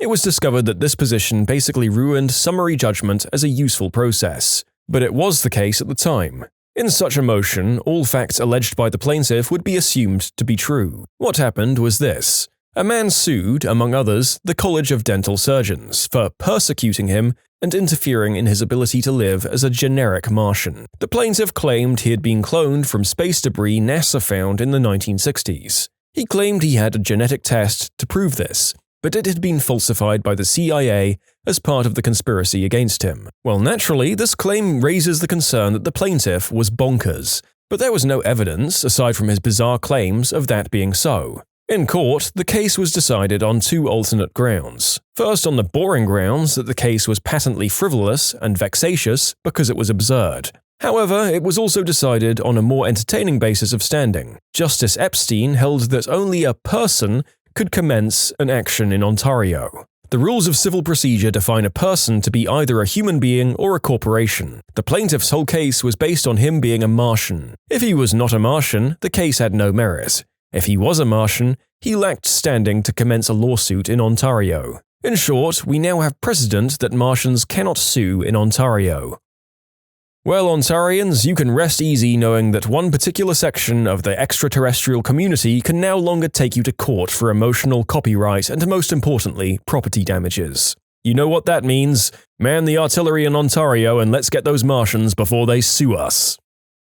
47 USC 227B. Restrictions on use of automated telephone equipment. Law student working at a law firm here. We have a fax machine that gets tons of spam faxes. Our chief partner has a vendetta against spam, and he uses it to give us practice in researching and writing petitions. So we catalog each fax, send replies to take us off the list, document everything and wait for them to fax us again. Then we follow up with an FCC complaint and a demand letter. A couple of times, this has ended up with the person getting mad and sending us retaliatory faxes, black sheets of paper. If they stop sending, we don't do anything. But we've gone to small claims a couple of times and gotten $500 per page a few times. We also got someone trying to sell substances through fax, but we just turned that over to the police.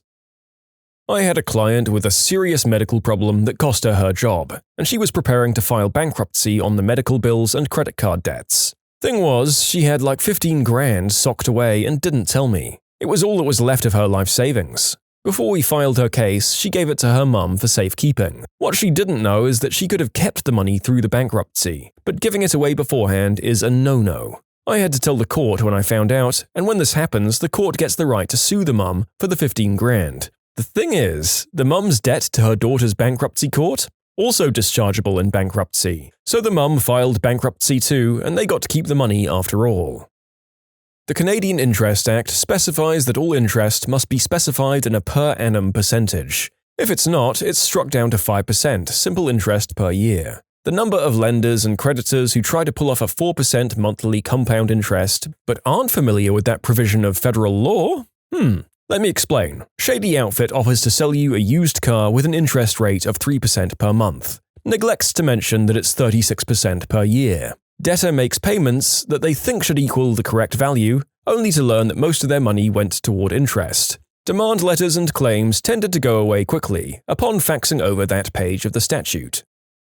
I won a case where the defendant, New York City, tried to exploit a really stupid law, which I was able to use to win a case. This was a slip-and-fall case where my client had tripped on a piece of broken sidewalk outside the Natural History Museum and shattered her arm and wrist. The law is that the property owner is responsible for the sidewalk directly outside their property, the theory being that even if they can't fix it, they have a duty to warn people about hazards and mark the area off. The museum was owned by the city. There's another concept called sovereign immunity, which is that governments can't be sued without their consent. So the city had passed a very, very stupid law that they would be exempted from the rule that they can't be sued for sidewalk injuries unless you can show that they were on notice of a hazard, meaning that you would have to show that you informed the Secretary of State or Governor or Mayor of the exact specific crack in the sidewalk before the injury occurred, and that you had to do so in writing with ample time for the city to remedy it. 180 days in advance, if I recall correctly. Under normal circumstances, this is impossible because no one anticipates tripping on the sidewalk 180 days in advance with the foresight to write a letter to the mayor about that specific crack. Luckily, someone did have that foresight, and there was a non-profit group called Big Apple Maps, which would go around the city with maps of government property and record with insane specificity each and every crack in the sidewalk, pothole, protrusion, and other hazard, and then publish these maps while serving copies on the government, with the express purpose of combating sovereign immunity defenses in slip-and-fall cases against the government. I got a hold of one of these maps and visited the site, and I was able to take pictures of the section of the sidewalk where my client fell, and you could see newly placed cement over the area in the exact position indicated on the map, showing where the sidewalk had been repaired after my client had slipped. Basically, the government's attorney brought up the sovereign immunity defense and outlined all of the stupid steps I would have needed to go through to overcome their motion to dismiss. My response was, "Oh, you mean this?" and gave them the map. Immediate settlement. I had a friend trip over a huge crack in the sidewalk. The city tried saying they didn't know. I'd submitted pictures and a complaint about the crack almost a year prior. He was very thankful I did it, as it basically won his case.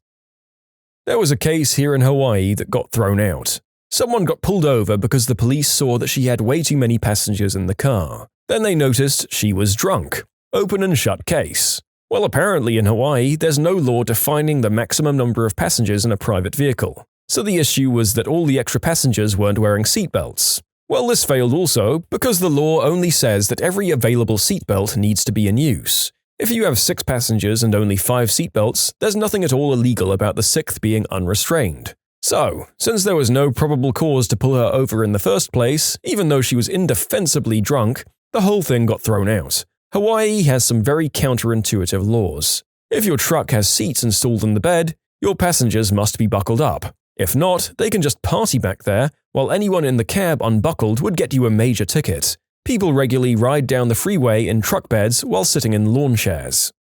I mean, that last image is both hilarious and ever so slightly concerning. My GTA instincts are just envisioning the inevitable crash and subsequent catapulted people being shot out like a basket of rocks from a mangonel. I think something's wrong with me. I had a roommate who got picked up for public intoxication one St. Patrick's Day. He was in jail for a couple of days, which seemed odd for a PI. Turned out he had a warrant from another city for escaping jail. The year before, he got picked up for public intoxication on St. Patrick's Day? He had a hazy memory of being shuffled down a hallway with a bunch of other drunkards at the jail before walking through a door and suddenly being alone outside. From there, he just walked home. The police never came looking for him, so he wasn't sure it had happened. Anyway, it turns out they never even properly booked him, so while there was a warrant for him escaping jail, there was no record of him ever being arrested. Case dismissed.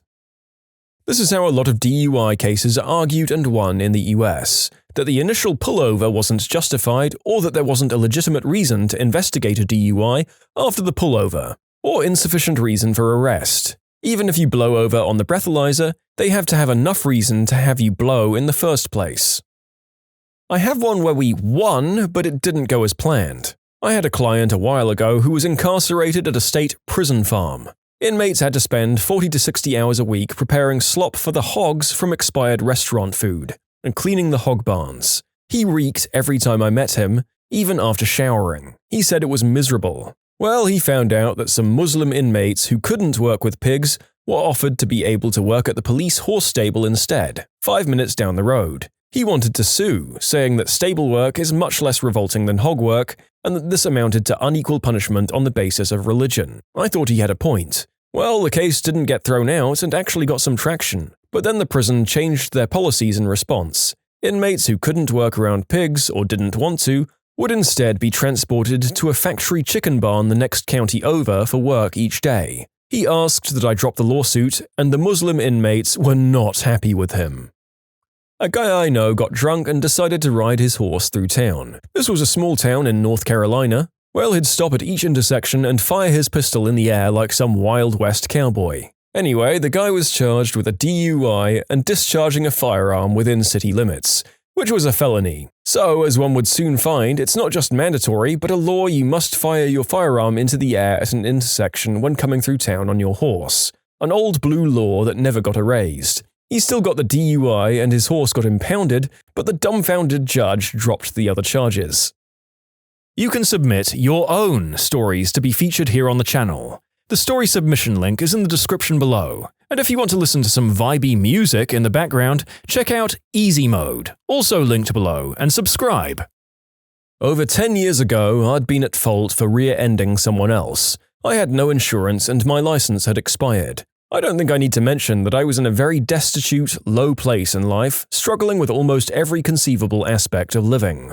The cop was very kind as we talked, but wrote me a ticket for it all. One was kind of a fix-it ticket about my suspended license. I sorted that out in the days after, and nothing came of the ticket. The cop had mentioned that he had to write the insurance ticket, but to take it into court and get it lowered. I was desperate to try and get my $800 insurance ticket lowered because I couldn't afford something like that. So I took the cop's advice. I went into traffic court weeks later, and when it was time to chat with the judge in front of everyone there, the judge looked at the ticket, stopped, and said, "I would like to use Mr. South Seattle's case as an example to the gallery." I almost died. He went on, "This is a court of law, but it's also a court of fairness. It seems as if the officer didn't write the date of the incident in the ticket. I can't hold Mr. South Seattle accountable to this." My jaw dropped. I stood there. The judge told me I was free to go twice before it registered. I'm pretty sure that the cop deliberately didn't write the date on the ticket. Thanks, officer. I had a very similar thing happen. I rear-ended someone, but it turned out the person I hit had a warrant for their arrest. While other cops were taking care of that, another came over to me and gave me a ticket. While he did that, he flipped it over and showed me the instructions to fight it in court. Well, I followed those instructions, and when I got to court, the officer had a family emergency and wasn't able to go, which threw out the case and also my ticket. Thank you to whoever that was.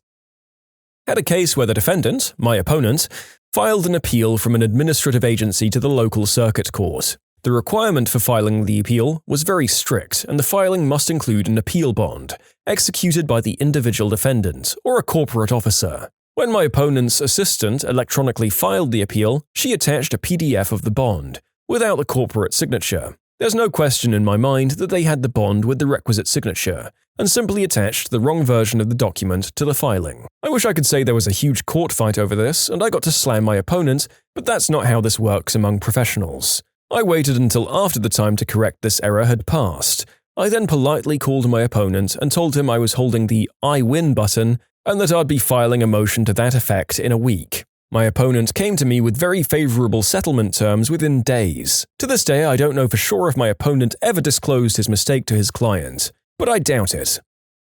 In 2016, prison inmate John Modi was charged with escaping from the prison in which he was incarcerated, which is a crime in Ohio. The prosecution, however, failed to establish that the Hocking Correctional Facility, and therefore the crime, was located within the court's jurisdiction of Hocking County, as all witnesses potentially able to offer testimony on the prison's location had gone home for the day. And, incredibly, no one remaining could provide references allowing the court to take judicial notice of the prison's location. The charges against Modi were dismissed and he was allowed to return to prison to serve his sentence, but at least without additional charges concerning his alleged escape.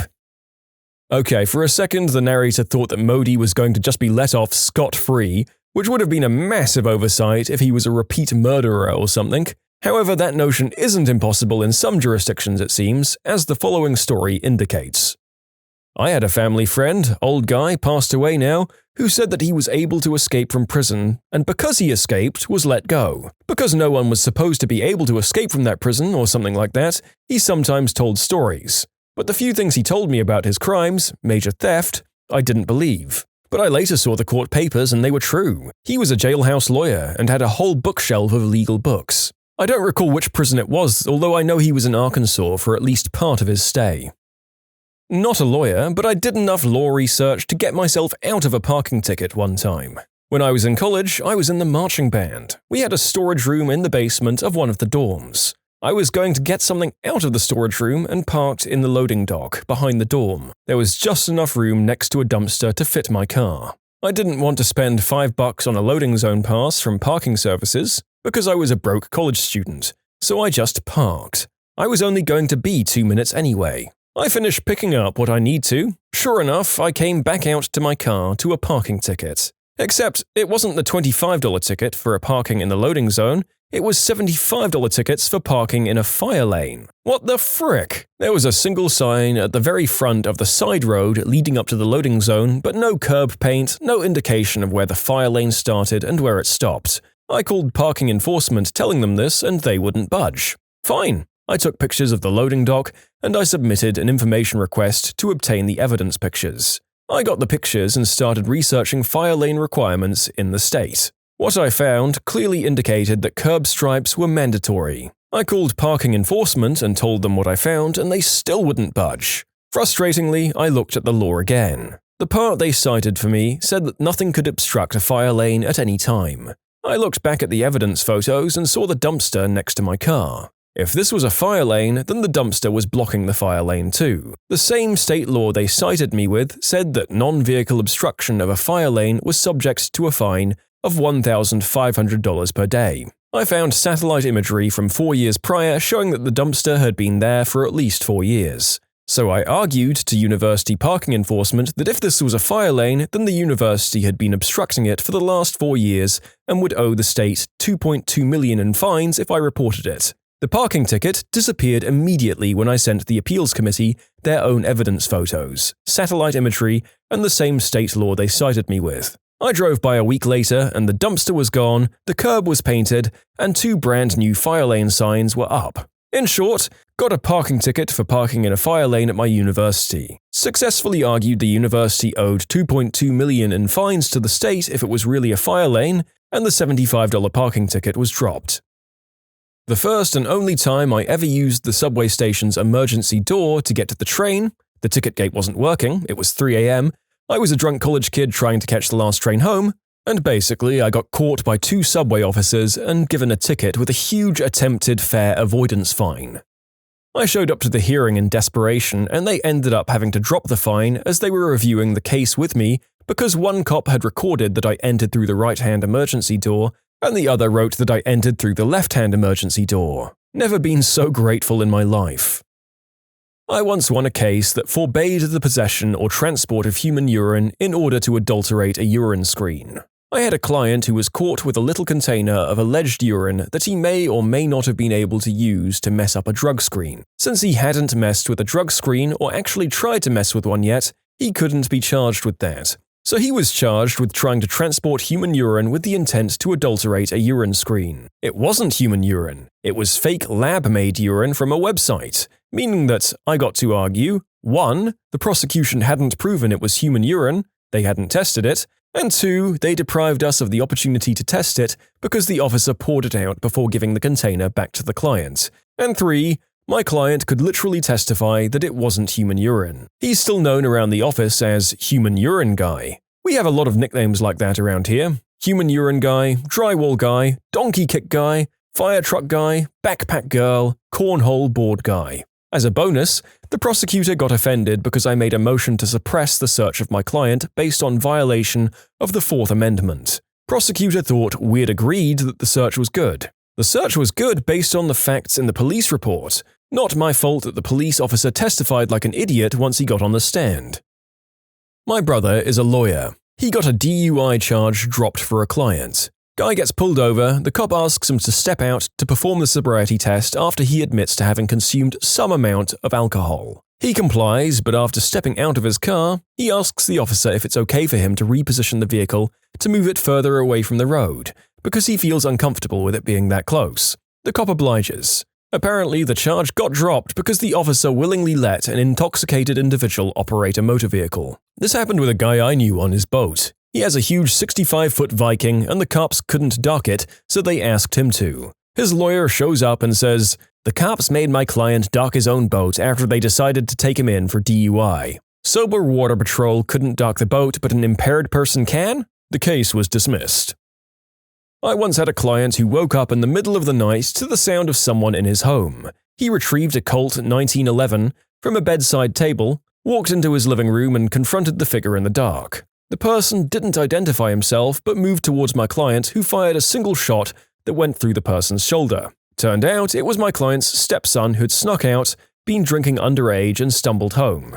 The problem with the situation was that my client was a convicted felon, several times over. That meant that while the shooting itself was legally defensible, his possession of the firearm was not. We looked into the history of the gun itself, as our client had indicated it had belonged to his grandfather, who'd served in the US Army in the early 20th century. Ultimately, we were able to bring multiple experts in and establish that the gun had been among the first batch of firearms distributed from Colt to the US Army at the Augusta Armory. Florida Statute 7090.001 creates an exemption of firearm-related laws, including the prohibition for felons to possess a firearm if the firearm in question was an antique, meaning it was manufactured prior to 1918. Since we could establish the history of the firearm to have been manufactured before 1918, our client couldn't be prosecuted for the offense and got out from underneath a potential mandatory prison sentence.